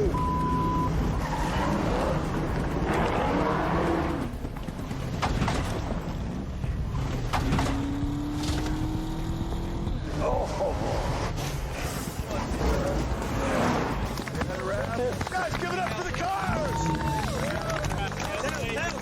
That's pretty fun, man. How's this? Hey, man, thank you, buddy. It was awesome. That is a wrap! Only one thing left to do now. Let's watch the world premiere of Gas Monkey's chase scene from the movie Bullit.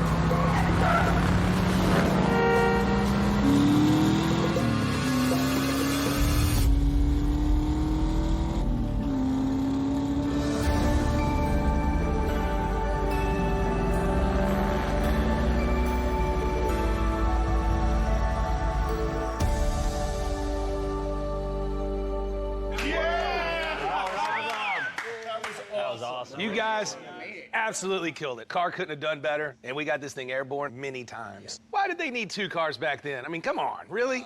We didn't build it. You guys toast yourselves, because y'all did it, but break time's over. Time to get back to work. Well, we still got popcorn to finish. No, you don't.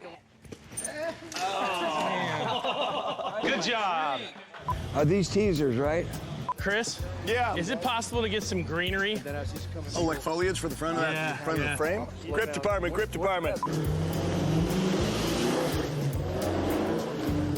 That's why I'm here. That was kind of like Terminator 2, wasn't it? Yeah, right? Oh, look at that. We got freaking real live props. Vietnam. Yes, let's go with it. That's beautiful. That's perfect. Here. My father has mentioned to us that this is really special to him because, I mean, he was 8 years old, I want to say, when he was here with his dad, and now to be able to bring his kids here, it's got to be pretty special for him. It's one of the ND Pictures cars, and then we have another car, gray sedan. They're going to be holding a line, and then the show's coming up on them. Look at how close that is. Yes. Wow. That's pretty close, dude. Hey, is that Chad McQueen? No.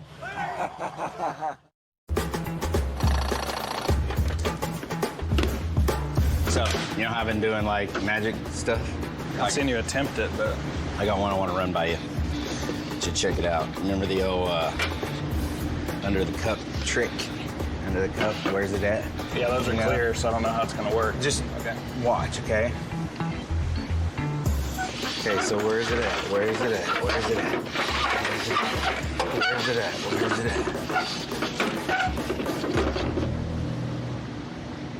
Where's it at? I don't know. Where is it? That's the whole magic. You thought it was there, but it's really Right here. Plot twist.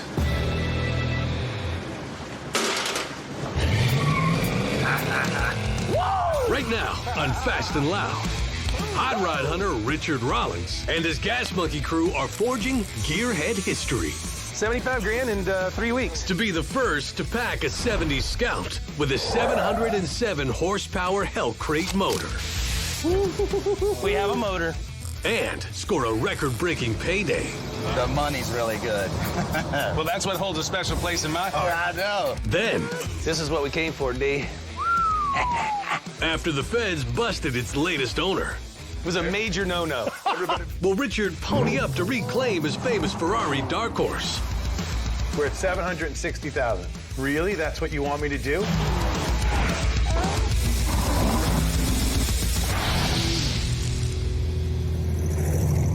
Today we're about 30 minutes away from the shop. Me and my buddy Brian Bass came out to see a guy named Mike who specializes in early Scouts. Now this one happens to be a 72. This is a 79. 1979. It's a Scout too.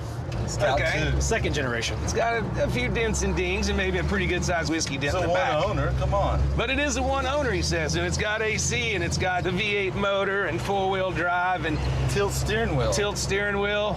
We absolutely don't need any of that. Because if we buy this car, it's not going to have any of that.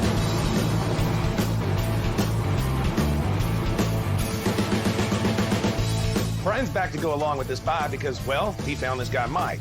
Brian figured I may want to get in on a hot trend before it overheats.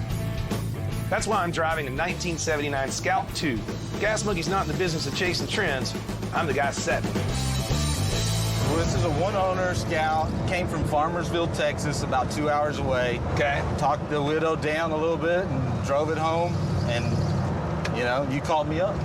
That's cool. Scouts are, you know, they hold a special place in my heart, you know? Right on. The money's really good. Well, that's what holds a special place in my heart. I know. Mike's flipping Scouts like I was Model A's in the early days of Gas Monkey. He's figured out there's a really rich market for these, and it's just waiting to be mined. I sold 3 of these to a guy last year that LS swapped them. They're sold already. 62 grand a piece. 60 grand? 60 grand, man. I think I saw like 4 or 5 of these at SEMA. They are really hot right now. But they're all lifted. They're all four-wheel drive. They pull the tops off, go drive them on the beach, put LS motors in them. That's really what's going on right now. What are you going to do to this? Because I don't know if I can sell it to you. I don't know. I just got a couple of stupid ideas, but... Don't let him fool you. He's got more than a couple. Yeah. If you missed the 1970s four-wheeling craze, here's the deal with Scouts. The first Scouts were built in 1961 to compete with the Jeep. They were also sold as the outdoorsman's vehicle, but had a touch of style and comfort that made the Scout sort of the forerunner of the SUV. The Scout II debuted in '71, and the basic sheet metal didn't change much right up until the last one came off the line in 1980. Look at these, you got Scouts already in the yard. You are a Scout aficionado, it looks like. Enthusiast. I can't get out. It's a hazard, man. Come on. Door handle don't work. That's a negative. All right, so this is what, a 304 or 345, something like that? I'm guessing it's the 345. It's basically an orphan engine. They don't really make much aftermarket parts for these things. So if you want to hop this thing up, you're kind of on your own. This is a boat anchor right here. Honestly, you can't leave that engine in it. Just toss it, yeah. This is a problem. The quarter panel's a little bent too. You can get all the parts you need for this. They have them. Even though the engine has no aftermarket, really, the body panels do. Only thing they don't have is the front fenders. Man, I didn't think he crawled under the... It's got a couple of dents, but it's one owner, very little rust. So if I can get a good, solid truck that's not going to be rusty when we take it apart, that's what I'm looking for. I love the interior. Yeah, if this thing has one thing going for it, it's the curb appeal. The orange paint, the stripes, the plaid seats, it's pretty cool. I'm pretty good at poker and reading people, and I think they got hearts in their eyes, a little emoji. All right, how much is it? $15,900. Like 15,000? 15,900. Oh, man, I'm in the wrong business. They've really went up, Richard. They're still going up. How about 10? No. You know where we're at. I mean, 11? I want to see it done. I mean, I'd like to sell it to you. Come up a little bit and... I just came up to 11. How about 12.5? All right, man, 12.5. 12.5. That's the deal. All right, we'll do cool. it. All right, congratulations, you on the Scout. It'll be the first one I've ever owned. You gotta have some muscle. So we ended up paying $12.5 for it, which is probably a little more than I should have, but it's the truck I needed at the time I needed it in the city where I lived. Yeah, let's go in the house and do a little paperwork. I think I got $12.5 in my pocket. I really think that it's going to be hard to break new ground with it, but I'm interested to see what Richard's ideas are on that. I'm thinking maybe something along the lines of the Scout to Hell. Oh, I like the sound of that, I think.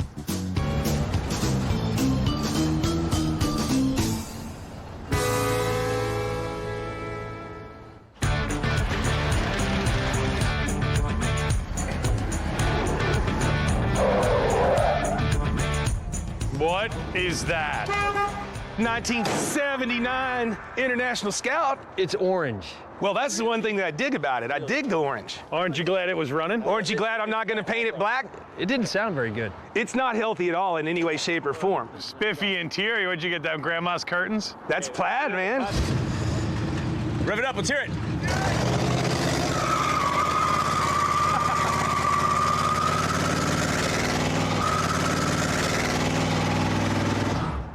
So check it out. Here's my thinking. This, to me, is more of a cruiser, throw your surfboard in, your skateboard, whatever. But at the same time, I'm like, it needs some attitude.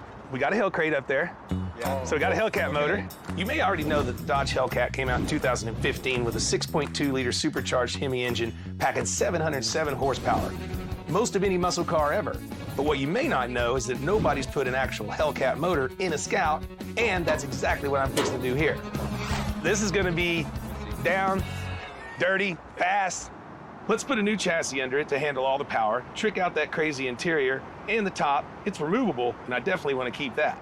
So you're not going up, want to go down with I want to get rid of the four-wheel drive. Big meat in the back, okay? Big. Get it squished down low. Why? It's a Scout. It should be up, outdoorsy, four-wheel drive. Like the Shark Cat meets the Hypo Hauler. It's a cruiser that happens to go really fast. Right.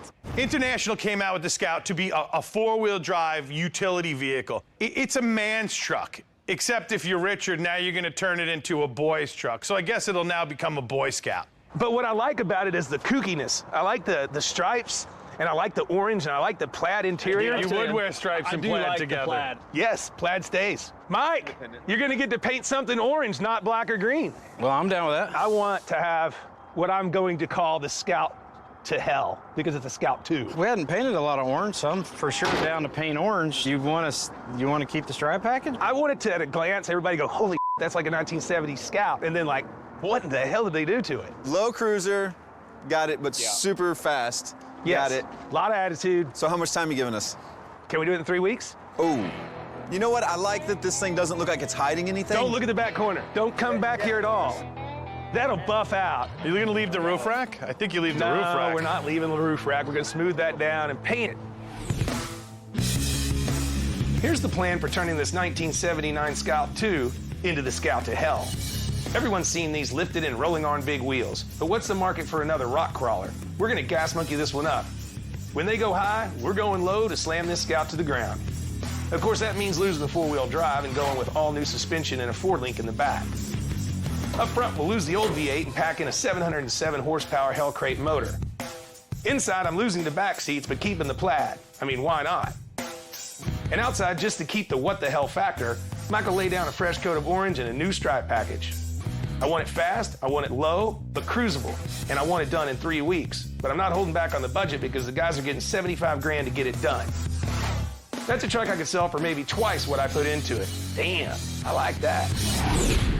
Back seat goes away. Yeah, this is a two-seat. I like where head's at, Jason. AC comes out because we want power. That's just taken away from the power. You just give us the checkbook. Yeah, we got this. I already told you, 75 grand in 3 weeks. We're gonna take it inside and we're gonna get started. Can you save the seat fabric? Richard needs new socks. Maybe you should start paying attention to what we do around here, Russell. As long as it makes money, that's great, but to be able to get it from the hunk of junk that's sitting there now to the hunk of junk it's gonna be after 3 weeks and 75 grand, I guess Richard will have to prove me wrong on this one.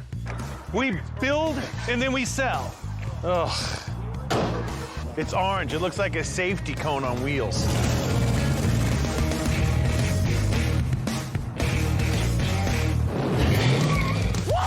Coming up on Fast and Loud. Why do we always get crap? Look at that. Rust might bust the build. This seems unreal. And woo! Get it. All right, I'm going to get it. Richard goes after a gas monkey icon. Where's the F40? This is what we came for, D.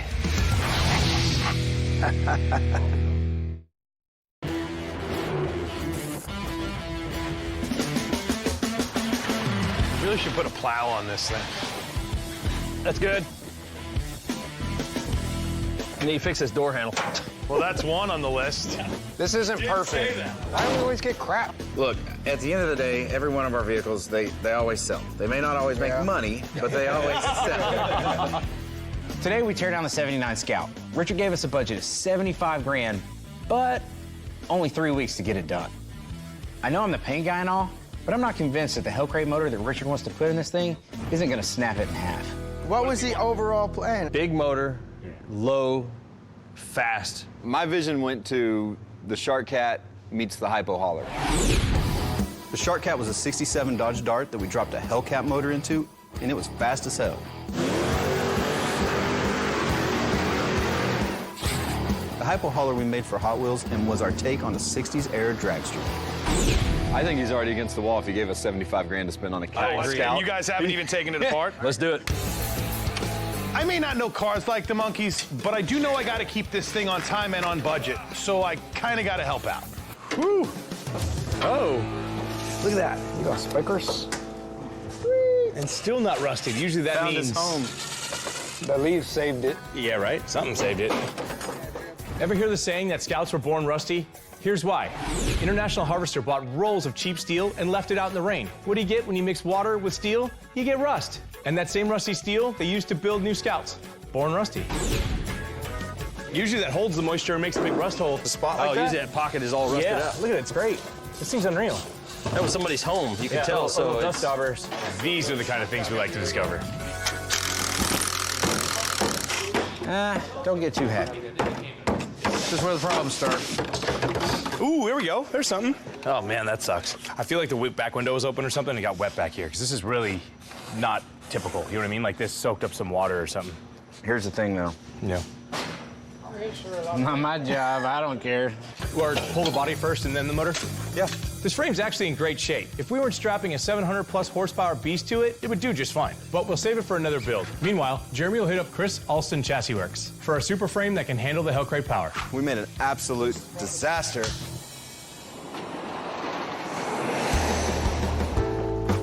We're in an undisclosed location here in California.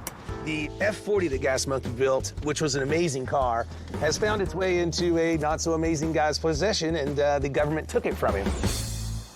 I really hung it all out there on the line when we bought a wrecked Ferrari F40 for 400 grand and built it into a better car than it was new.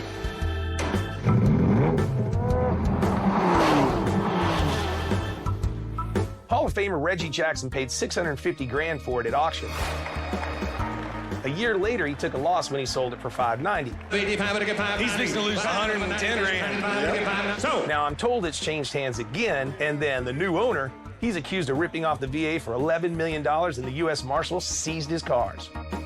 And grabbed Dennis and Russell, and here we are. We're going to take a look at it, because if we can buy it again and make some money, well, that's what Gas Monkey does. Are you good? Woo! Get it. All right, I'm going to get it. Come on, man. Here we go. Wow, I think I have good taste in cars.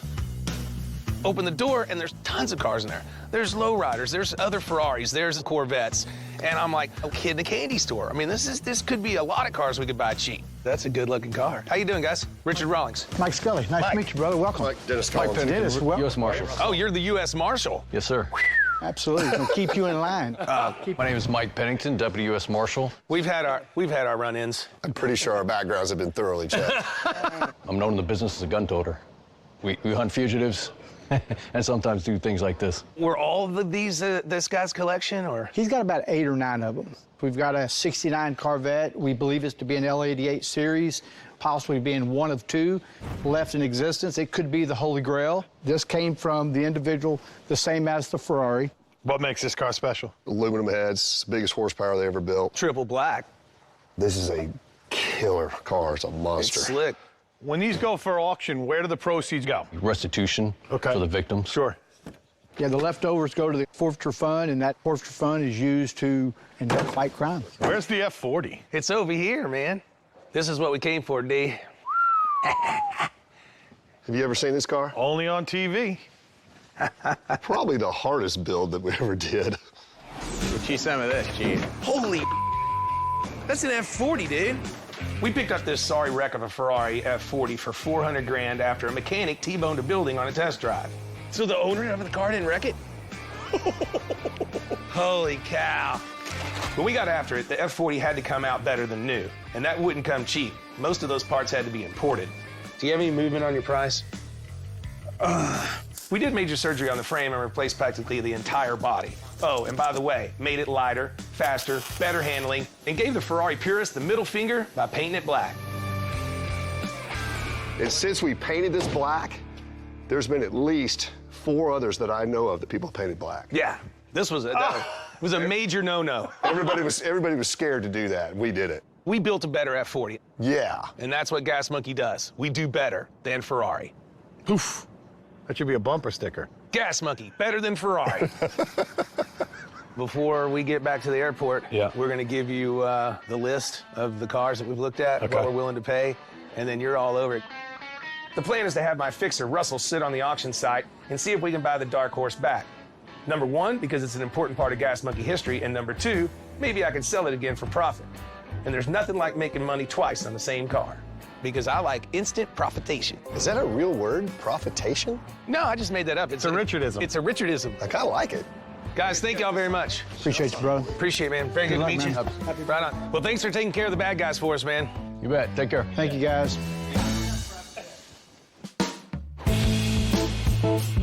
What kind of computer is this? We got the Scout to build, and Richard's given us a very short deadline, but he wants a lot, with low and fast being the description, and he wants to use the Hell Crate, so I'm going to order some race car parts. Hey, Christy. What, Jeremy? Need to order some parts, and Richard's not here, so I need a credit card. Does anybody know you're ordering them? Yeah. I didn't really lie. I mean, he knows we got to order parts, right? High five. Can't put this in there and get the parts. Jeremy promises that Richard knows. I don't think he does. You didn't get the card from me, and I know nothing about it. Reluctantly, I give him the card, and hopefully Richard does know, and I'm not going to get fired. And that is how you get ahead of the game.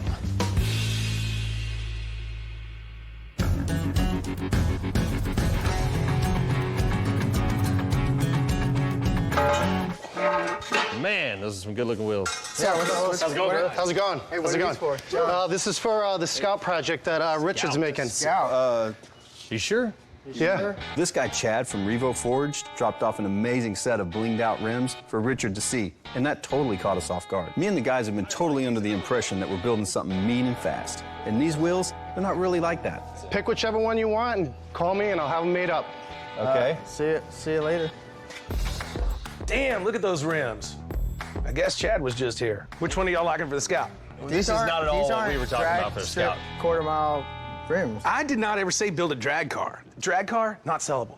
Unsellable. There's just not a lot of money in drag cars, and to bring the big money, I need the Scout to be low and fast and be a good cruiser. We were thinking quarter-mile car. Y'all were thinking the wrong way. I was actually right. Everybody lifts their Scouts, so am I taking a chance on getting it down low? Probably, but that's what we do here at Gas Monkey. We kick down the doors and make the cash. We're gonna keep the plaid, we're gonna keep the orange. I want it down low, I want the Hell Crate in it, and I want it to go fast. But you want it to be a cruiser.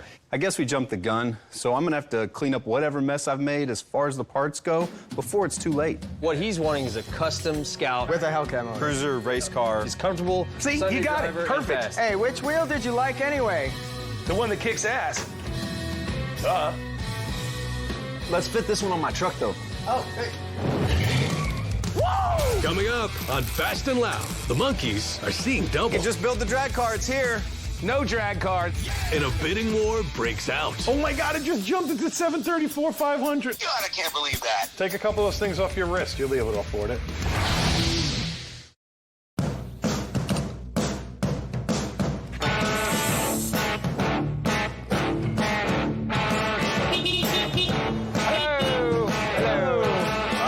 Is that the Scout already? Yes. Got him here fast. Y'all excited? Nothing to complain about because everything's here you need. Well, No well. It's never good when you start with well. Chad's bringing in all the Scout parts, you know, all the drag race parts that I thought Richard wanted. I guess I didn't know what Richard wanted, but now I'm locked in. What does he want? He wants a Pro Touring. That's one style car. California cruiser That's capable of another drag car. race. And that's a third car. Daily driver. That's a fourth car.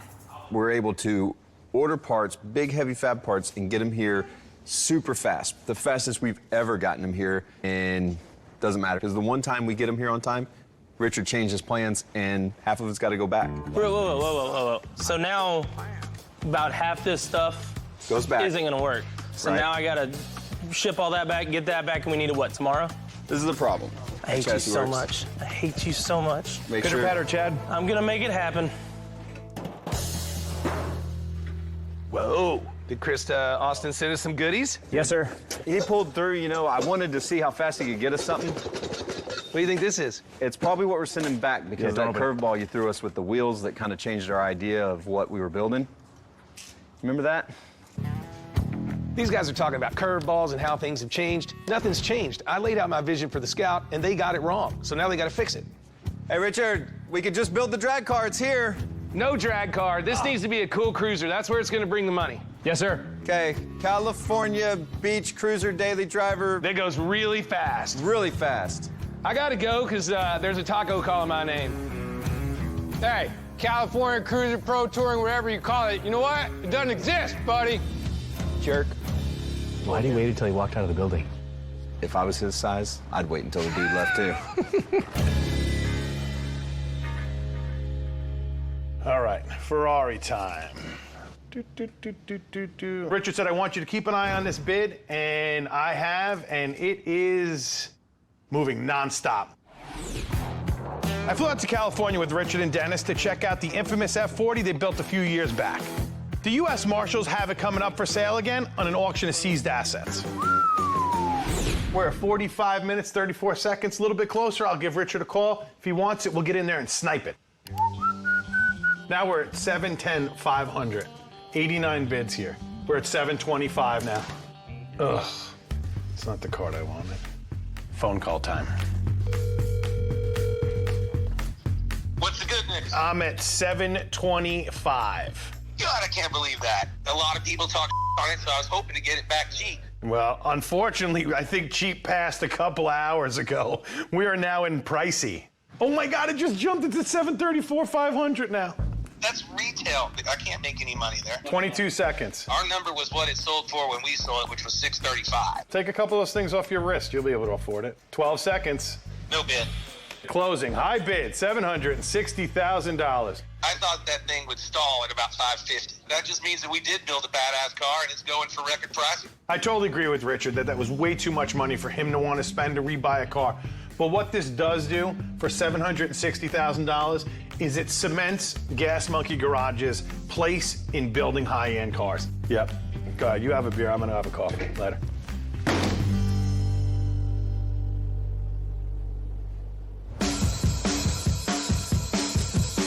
Let's check it out. Woohoo! Look, no hands. Whoa. This is really sketchy. You see all the rotted out holes in the back of this thing? The style change on the Scout that Richard's given us has messed up things. It's messed up all the timing. It's going to put us behind in a way that's going to then put us behind getting to paint. But we got to roll with the punches. Oh, it's sketchy.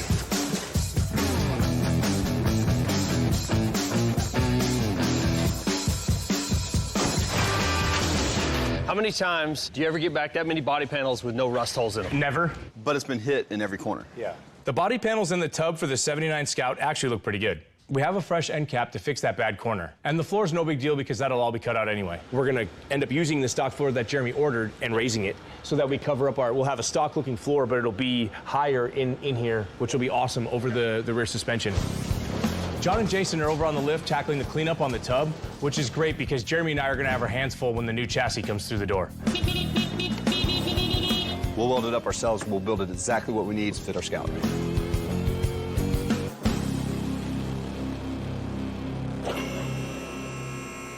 What do we got going on? First things first, let's get this rotisserie out of the way and start bracing this thing up.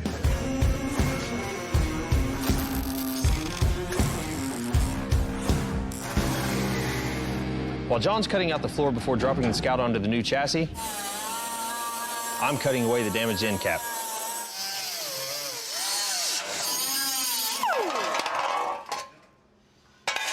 Because this is a piece we're still using, we're gonna straighten it out and he'll be able to weld the new cap on and it'll look like it never even happened. Richard already ordered a replacement cap, but before it goes on, I need to straighten out the inner structure with a slide hammer. It's pretty solid metal. Yeah, it doesn't but look that thick. it's literally pulling out every hit.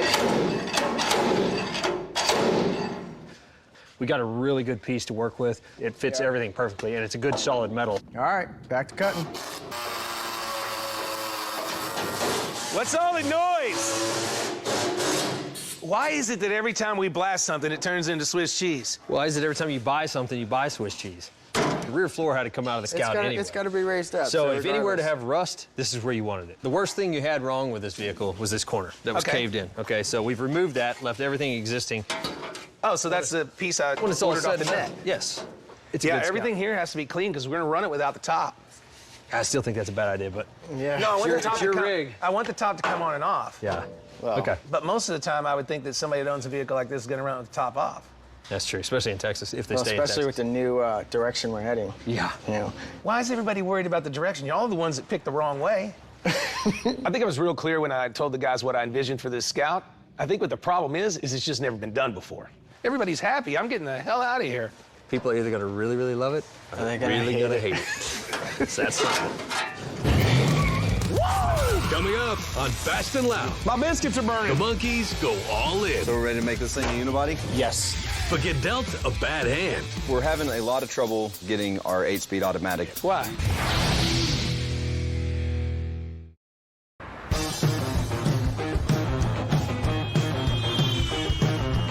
Where do we want our mounts? As long as we have enough room for our wheels and tires. See what I did there? Oh, Lord. The guys are welding together the Chris Dawson chassis, and I'm going to bust in on them because Josh should have the computer renderings for me to check out. Look at that, man. A couple of sticks of steel and no big deal, right? That's exactly how I would word it. We're getting ride height set and making it low like you wanted and big fancy wheels like you wanted. What size wheels and tires you thinking? An 18 up front and a 20 in the rear. Big as we can I get. thought it'd go 22s and 20s. We'd have to have a rubber band tire, and I know how you drive. This one I'm going to try to sell. What about renderings, Mr. Art Dude? I've got some.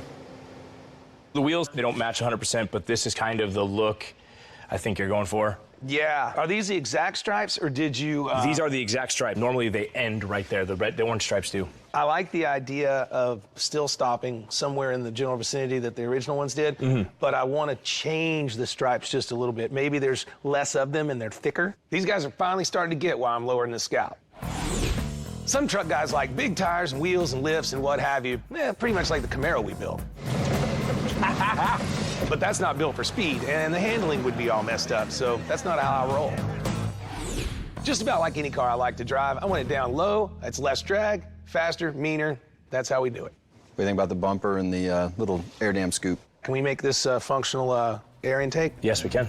I like that. Play with the stripes. Okay. Let's get rid of the original Hellcat logo because it's too much. too much. It needs to be subtle. Freaking rad, dude. For a rendering, it's pretty close. This is just all pulling images and stuff. Oh, so it's like cut and paste, It's totally like cut and kindergarten. paste. It's kindergarten. Oh, It's okay. cut and paste. I use paper mache when you're not looking. Well, good job, guys. Thanks, buddy. I love it. Throw it together.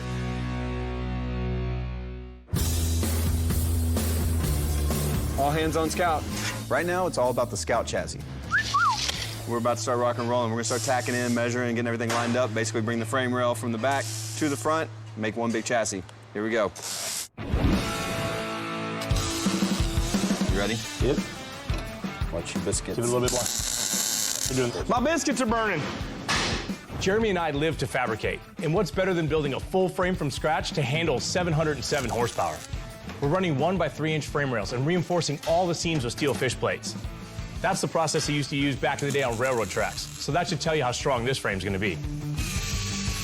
Ready? Yep. There it is. When we're done, we're gonna weld the chassis to the Scout body, sheet metal around it, which is gonna create a super strong chassis called the unibody.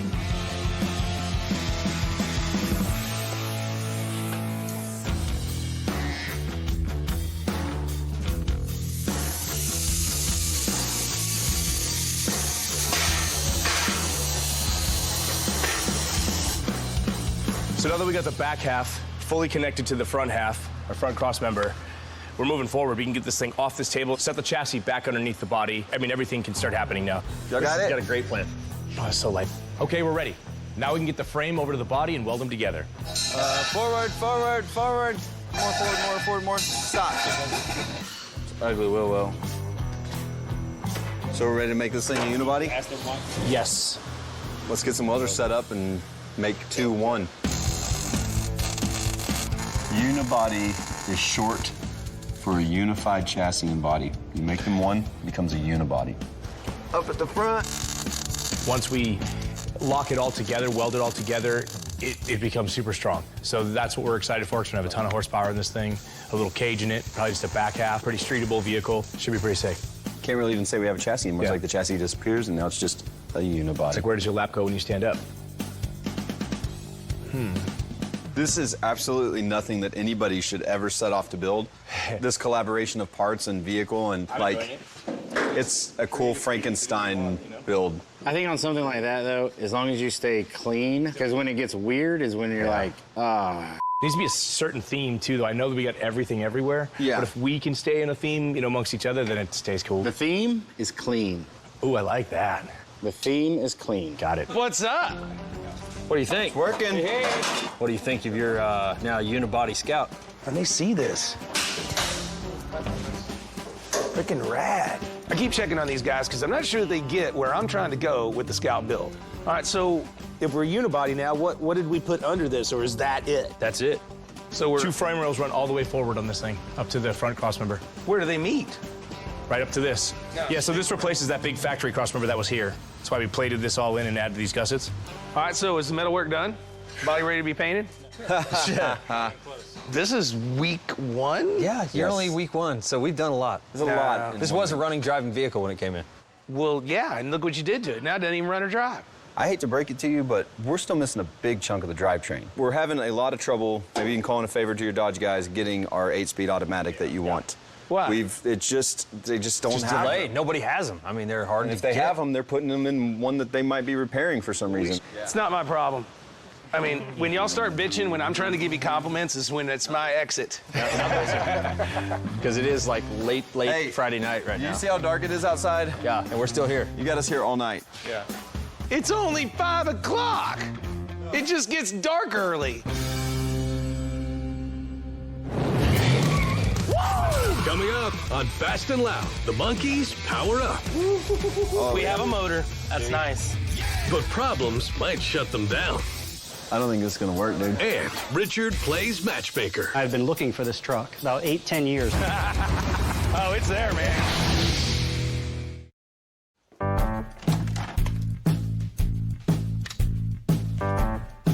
What are you doing in here? Hi, Richard. Who let you? Daphne, you let her in here. They say Richard scared me. I'm gonna try to make up with him. What is this? Is it alive? Oh, that's good. And it's cold. And a taco? Yes. What do you Chicken think? taco? Whoa. What do you want? So what I want, when are you gonna give me the business? That's pretty much all I ever do is give you the business. Come on. Okay, I'll try to find some business for you. I can't guarantee it. You promise? I promise. You gotta give You me... promise? Hey, low tones. Okay. You were nice for like 32 seconds. Probably poisoned the taco, too. I ain't eating that. Take the beer, though. Ass monkey as usual. We had some weather roll in this morning, but you know what they say about rainy days. They're perfect for unloading weird-ass trucks. A while back, we found a very, very custom truck that was extremely popular with the trucking crowd and resurrected it, if you will. But since then, it's been taking up space, and to be honest, no one's lining up to buy it. Hopefully, that'll change today. David, you picked a perfect day to look at a 6-person convertible dually. Yeah, this rain wasn't kind of in the plan. My name is David Schulman. I'm from Orlando, Florida, and this is my buddy Brian Rodriguez from Atlanta. Well, there she is, man. The crew cut dually that every one of us have known for many, many years. Yeah, this thing looks as good as it did probably like 18, 20 years ago. Oh, for sure. I mean, this is all the original paint. We touched up a couple of spots. We were thinking about putting our own spin on it, and then we were like, nah, let's just make it what it was supposed to be in the first place.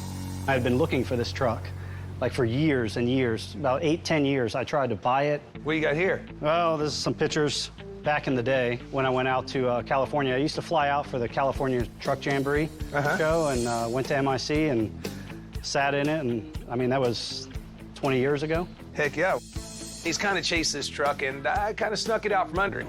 When I found it and scooped it up for $7,500. All right, $7,500. Y'all bring us All right. But that was just the start because I put in at least another 40 grand. And it's badass, and so it's 10 times the truck he would have gotten, and it's probably gonna be 10 times the money. I think I may get a little bit wet driving this thing. I got a truck show to go to. You mean if you buy it, you're gonna drive it in this? Yeah. Why else do you buy a car? Don't think I'm gonna take pity on you and give you a discount because you're crazy enough to drive it in the rain. Oh, come on. It's gonna rain, and this thing has no top. And on top of that, it doesn't have windshield wipers. Never has. This thing had that boat anchor of a 454 motor in it.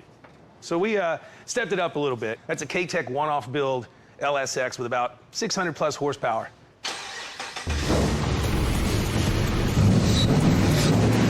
That's gonna get it. That is gonna be a lot of fun. So with the AccuAir system working the hydraulics, it's not like switches. So it's just easy up and down. I bet you fellas can't wait to go for a ride. It's not raining too bad. It's kind of up to you. Yeah, it's not bad. I'll go for a ride. Let's do it.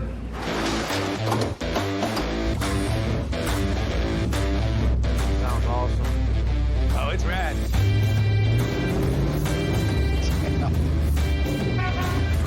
They like it. This thing definitely gets attention. Well, we're probably the only guys in a dually convertible in the rain.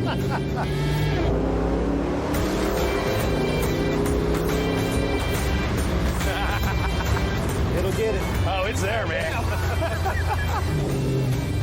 Look at that. We made it without getting rained on. Now, if I can only make it to the show like that. Well, you got to make a deal first. As far as spare money, I don't know what it should be. I mean, you got a 6-seater, 4-door, crew cab, long bed, dually, 1-ton. I don't know. It's not in the book. I can't price it. Well, I'm thinking that it should be worth around 55 to 60. So how about 55 grand?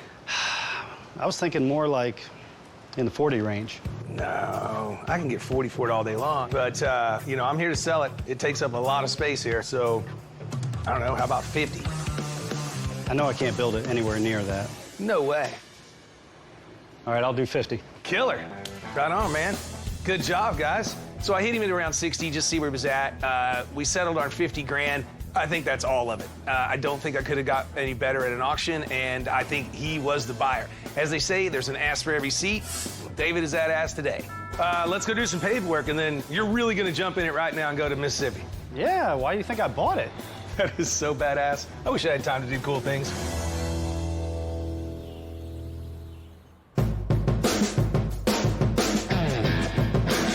Maybe I shouldn't sit on it. It says do not stack. If my mom saw this, I'd be dead. Hey, if your mom saw this, I'd be dead. I ain't got no hands on it. Whoa. Found the key.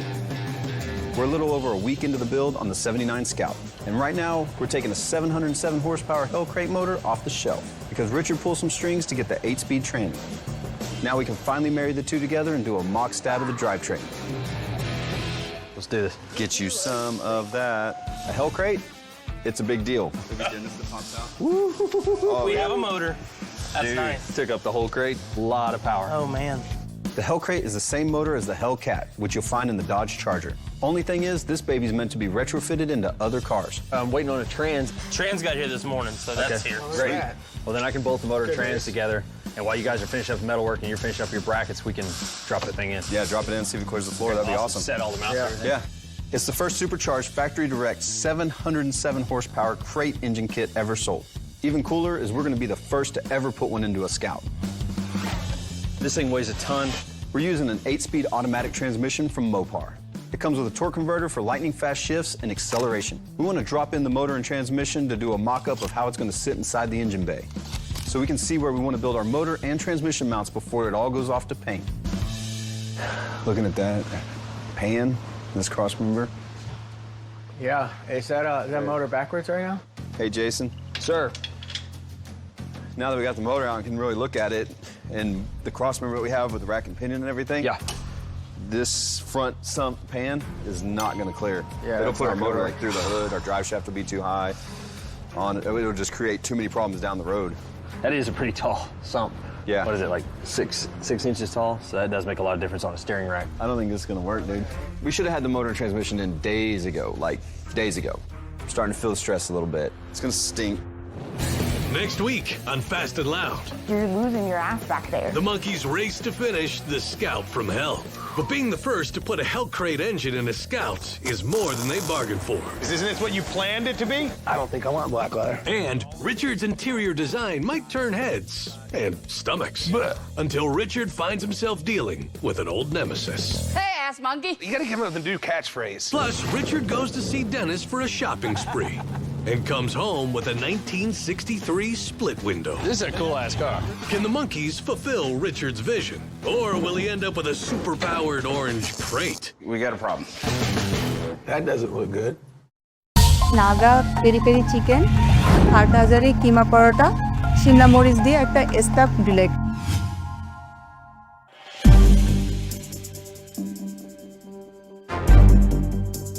এত ঝাল পাকোড়া হিসাবে দিলে, কারণ যেহেতু তুমি coating করে রেখেছো, ভিতরে কি আছে সেটা তো কেউ দেখছে না।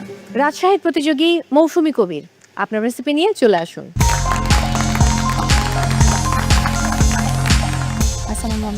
ওয়ালাইকুম আসসালাম। হাটহাজারি শরবত, স্টাফ শিন্ডা আর বোম্বাই পাকোড়া।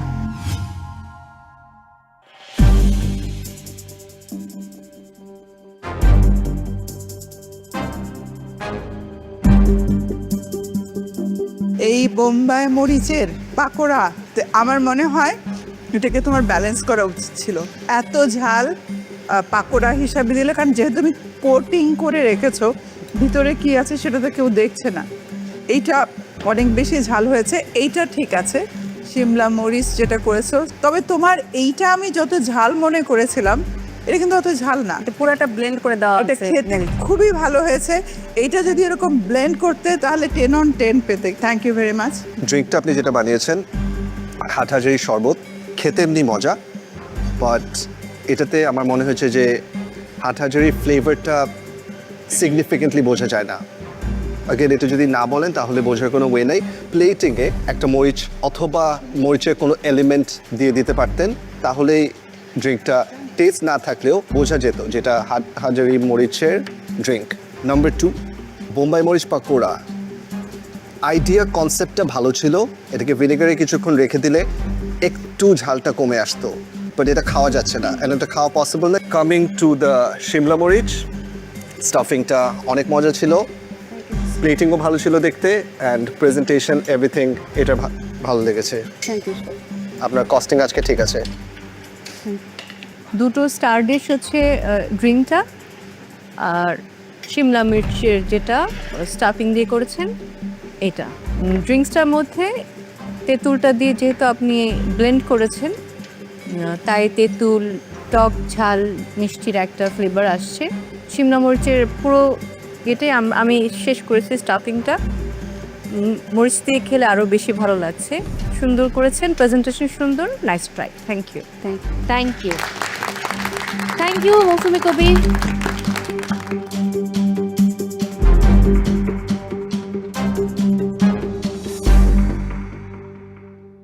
এবারে নারায়ণগঞ্জের প্রতিযোগী নিশাত, আপনার ফুড নিয়ে চলে আসুন।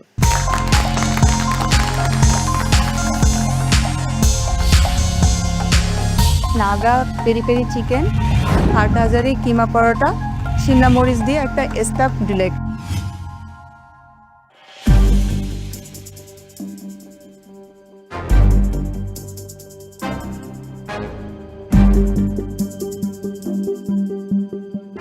পেরি পেরি নাগা কনসেপ্টটা অ্যামেজিং ছিল। কনসেপ্টটা আই থিঙ্ক নাগা মরিচের বেস্ট ইউসেজ এটাতে করা হয়েছে, বাট সেখানে অন্যান্য সিজনিংটা একটু কম হয়ে গেছে, স্পেশালি লবণের পরিমাণটা আরেকটু বাড়াতে হতো। সসটা মজা, ঝালের পরিমাণ ঠিক আছে। সেম গোজ ফর হাটহাজারি পরোটা, এটারও কনসেপ্টটা খুবই ভালো ছিল। টেস্ট ওয়াইজ আই ফেল্ট ভিতরে আপনি কিমা স্টাফিং করেছেন, রাইট? হ্যাঁ, ওটার ফ্লেভারটা আরও বাড়ানো দরকার ছিল, পরিমাণটাও আরেকটু বাড়ানো দরকার ছিল, বাট হাটহাজারির ফ্লেভার্স অ্যান্ড টেস্ট পরোটা থেকে বোঝা যায়। Shimla delight, right? ভিতরের স্টাফিংটা অনেক মজা। শিমলা মরিচ যে একটু তিতা ভাবটা থাকে ওটাকে কমপ্লিটলি কভার আপ করে খুবই ভালো একটা টেস্ট ক্রিয়েট করে the khejur stuffing. So all three dishes আমার অনেক ভালো লেগেছে। Thank you sir. Good job. Thank you sir. আমার কাছে খেতে ভালো লেগেছে, আর পেরি পেরি সস দিয়ে যখন আমি চিকেনটা খাচ্ছিলাম আমার কাছে তখন আর লবণ যে খুব বেশি কম সেটা লাগছিল না, বিকজ আমি সসটাকে মিক্স করেই খাচ্ছিলাম। আলাদা খেলে লবণ কম লাগে। আর এই ডিশটা তো খুবই ভালো লেগেছে আমার। Thank you. Thank you. আপনার তিনটা ডিশের প্রেজেন্টেশন, ব্যালেন্স, ঝালের ব্যালেন্স বলবো, যেহেতু একটাতে আর কোনো ঝাল নেই, একটাতে পুরোটাই আপনি ডেজার্ট করেছেন, শিমলা মির্চের ডেজার্ট। আপনিও প্রথম করেছেন, আমিও প্রথম খেয়েছি শিমলা মরিচের ডেজার্ট। এটা স্টাফিংটা এত মজা কি বলবো। আর peri peri chicken and paratha যেটা করেছেন খুবই ভালো, দারুণ। Thank you ma'am. Thank you. Costing ঠিক আছে। Thank you first. Thank you Nishat.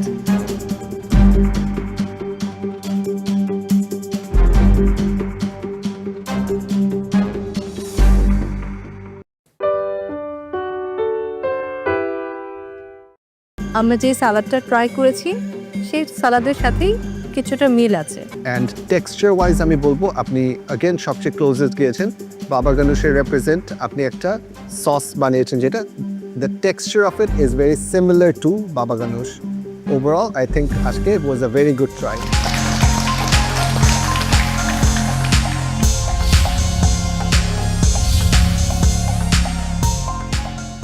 Similar texture and ফ্লেভারটাকে ম্যাচ করার ট্রাই করেছি, জানি না কতটুকু পেরেছি।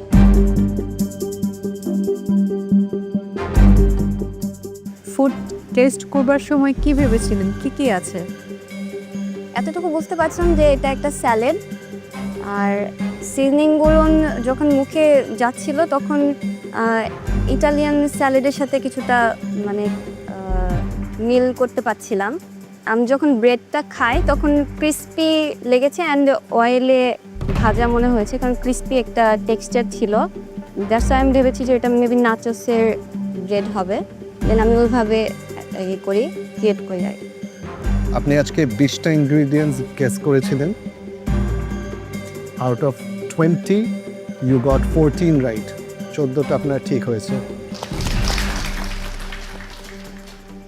স্যালাডে কি ড্রেসিং দিয়েছেন? Olive oil, thyme, salt, pepper, Tabasco sauce and sugar. প্রেজেন্টেশনটা অনেকটাই কাছাকাছি গেছে, এটা আমার ভালো লেগেছে। এক্স্যাক্টলি হয় নাই, বাট যেটা তুমি বানিয়েছো সেটা খেতে খারাপ লাগছে না, ভালোই লেগেছে আমার কাছে। ক্রিম যে সসটা করেছো চিজ দিয়ে সেটাও ভালো লেগেছে, কিন্তু এক্স্যাক্টলি যেটা ছিল বাবা গানুস সেই জিনিসটা আসেনি। আর তুমি 20 ইনগ্রেডিয়েন্টস বলেছিলে, কিন্তু অনেকগুলোই ভুল ছিল। এখানে কারেক্ট তো শেফ বলেই দিল, তোমার 14th মতো হয়েছে। বাট আমি বলবো তারপরও এটা গুড ট্রাই ছিল। Thank you. জয়েরিয়া, আপনার আগে যে দুজন পার্টিসিপেন্ট এসেছে আপনাদের তিনজনের মধ্যে আই থিঙ্ক আপনার presentation is the best and it's the closest to ours. আপনি the most amount of right answers so far আপনি দিয়েছেন 14 out of the total 26 ingredients যেটা আমাদের এখানে ছিল। Taste wise I think it's a good salad and texture wise আমি বলবো আপনি অ্যাগেন সবচেয়ে ক্লোজেস্ট গিয়েছেন। বাবা গানুশের রেপ্রেজেন্ট আপনি একটা সস বানিয়েছেন যেটা the texture of it is very similar to baba ganoush. Overall I think আজকে ইট ওয়াজ a very good try.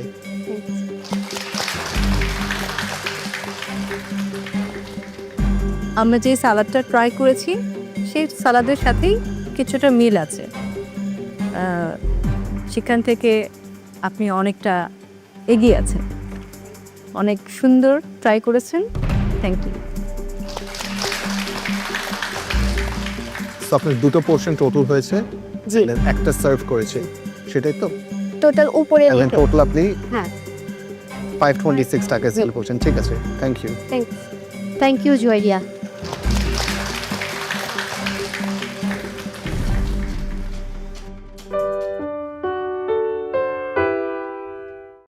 mày sẽ xem một chút đồ rõ đấy.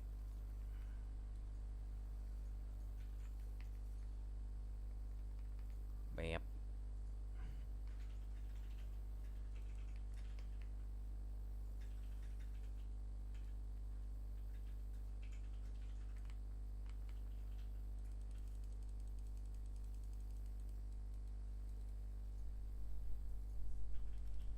con này nhốt, con này nhốt.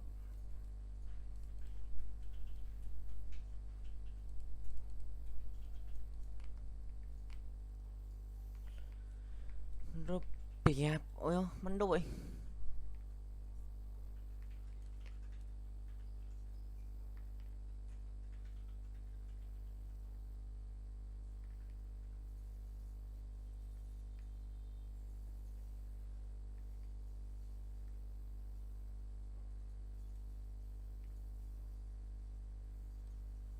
Rồi đây bắn phát chiều nhót hết rồi.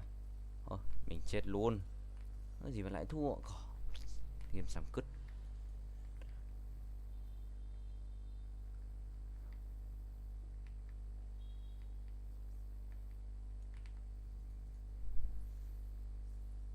Xuống cuối luôn ạ, chấp một lõi vàng luôn.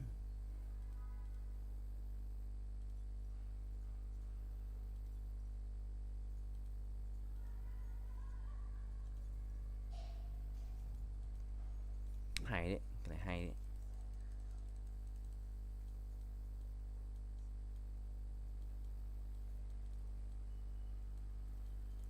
Thế này đi.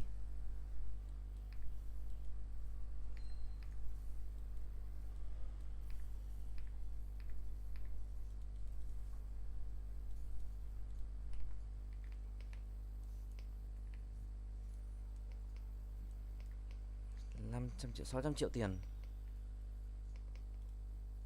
Ủa, thua hả?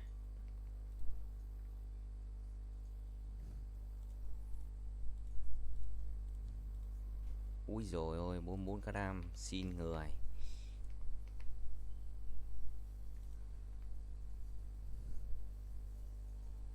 Khỏe thế.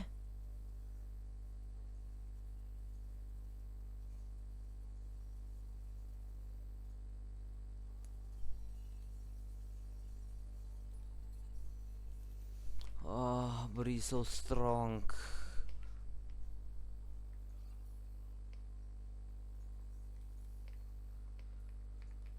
Mày nhót.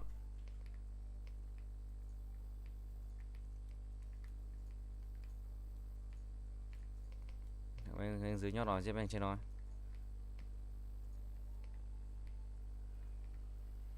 Mở cửa đi nhót, let's go.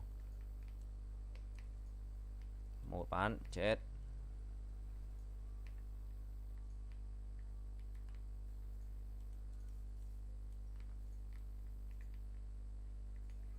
Đau á, đau á, đau á. Mà đánh đau thế.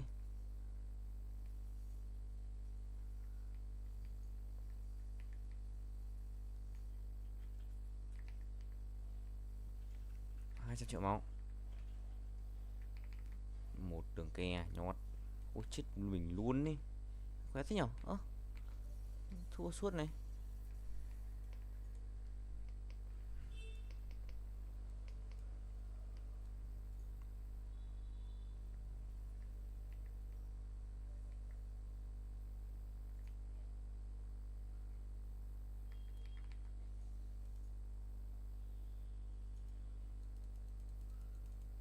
Không biết cần cái gì.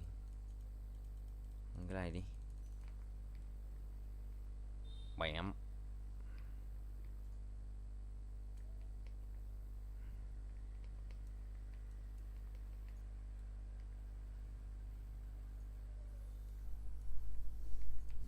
Đây rồi. Máy. Vẫn còn à? Điều bận lòng hôm nay để nhớ khi cầm tay.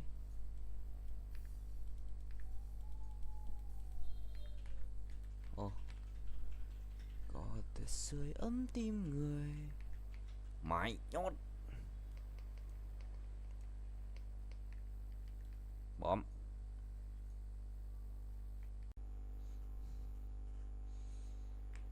Tại min tin.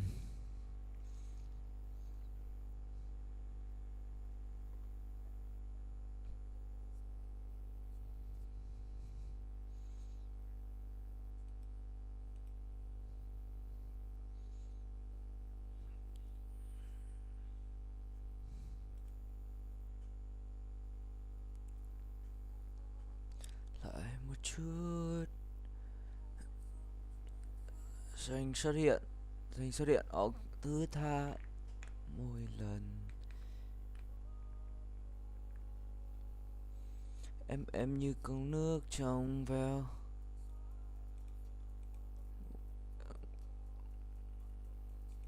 Có em gần bên. 101 à?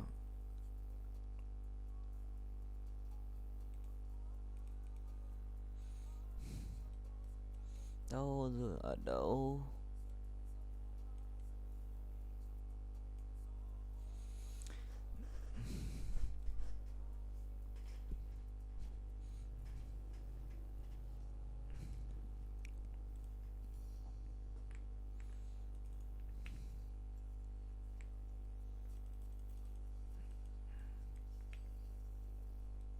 Nước mắt không? Nước mắt đi.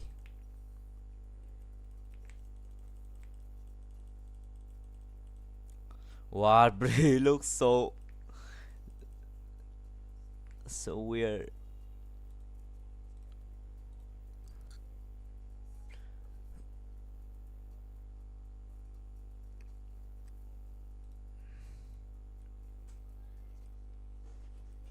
Bình yên tướng không chạm được.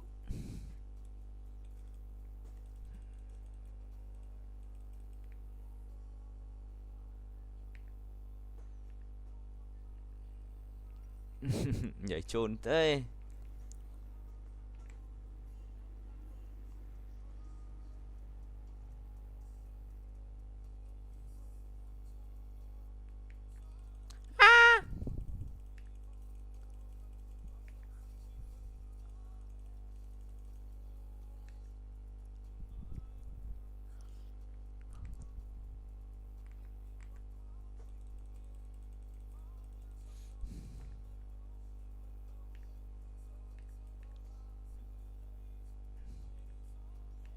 Rồi, AD một mạng rồi. Nói so.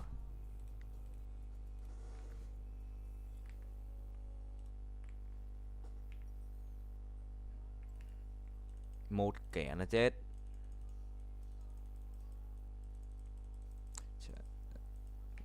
Ấy dịu dàng lợi thì tâm ngọt ngào bé.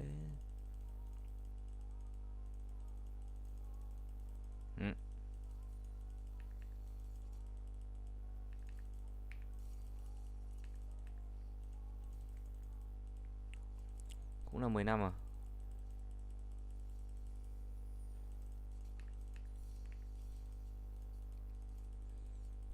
Nốt nhạc qua cùng cây mic.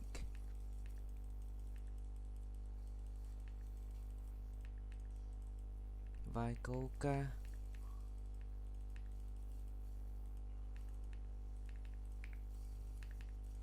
Có lẽ giờ này em đã ngủ say.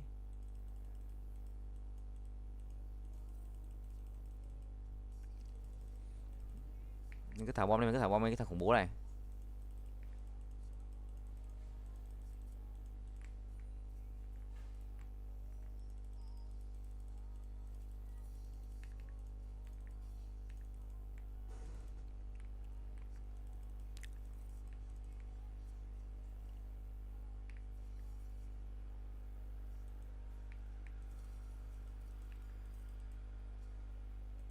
Tận 200 lần.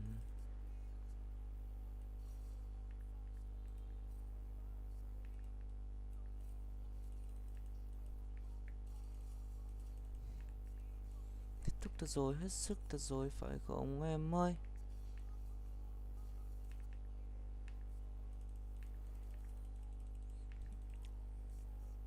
What? Thằng ấy vào đây vậy?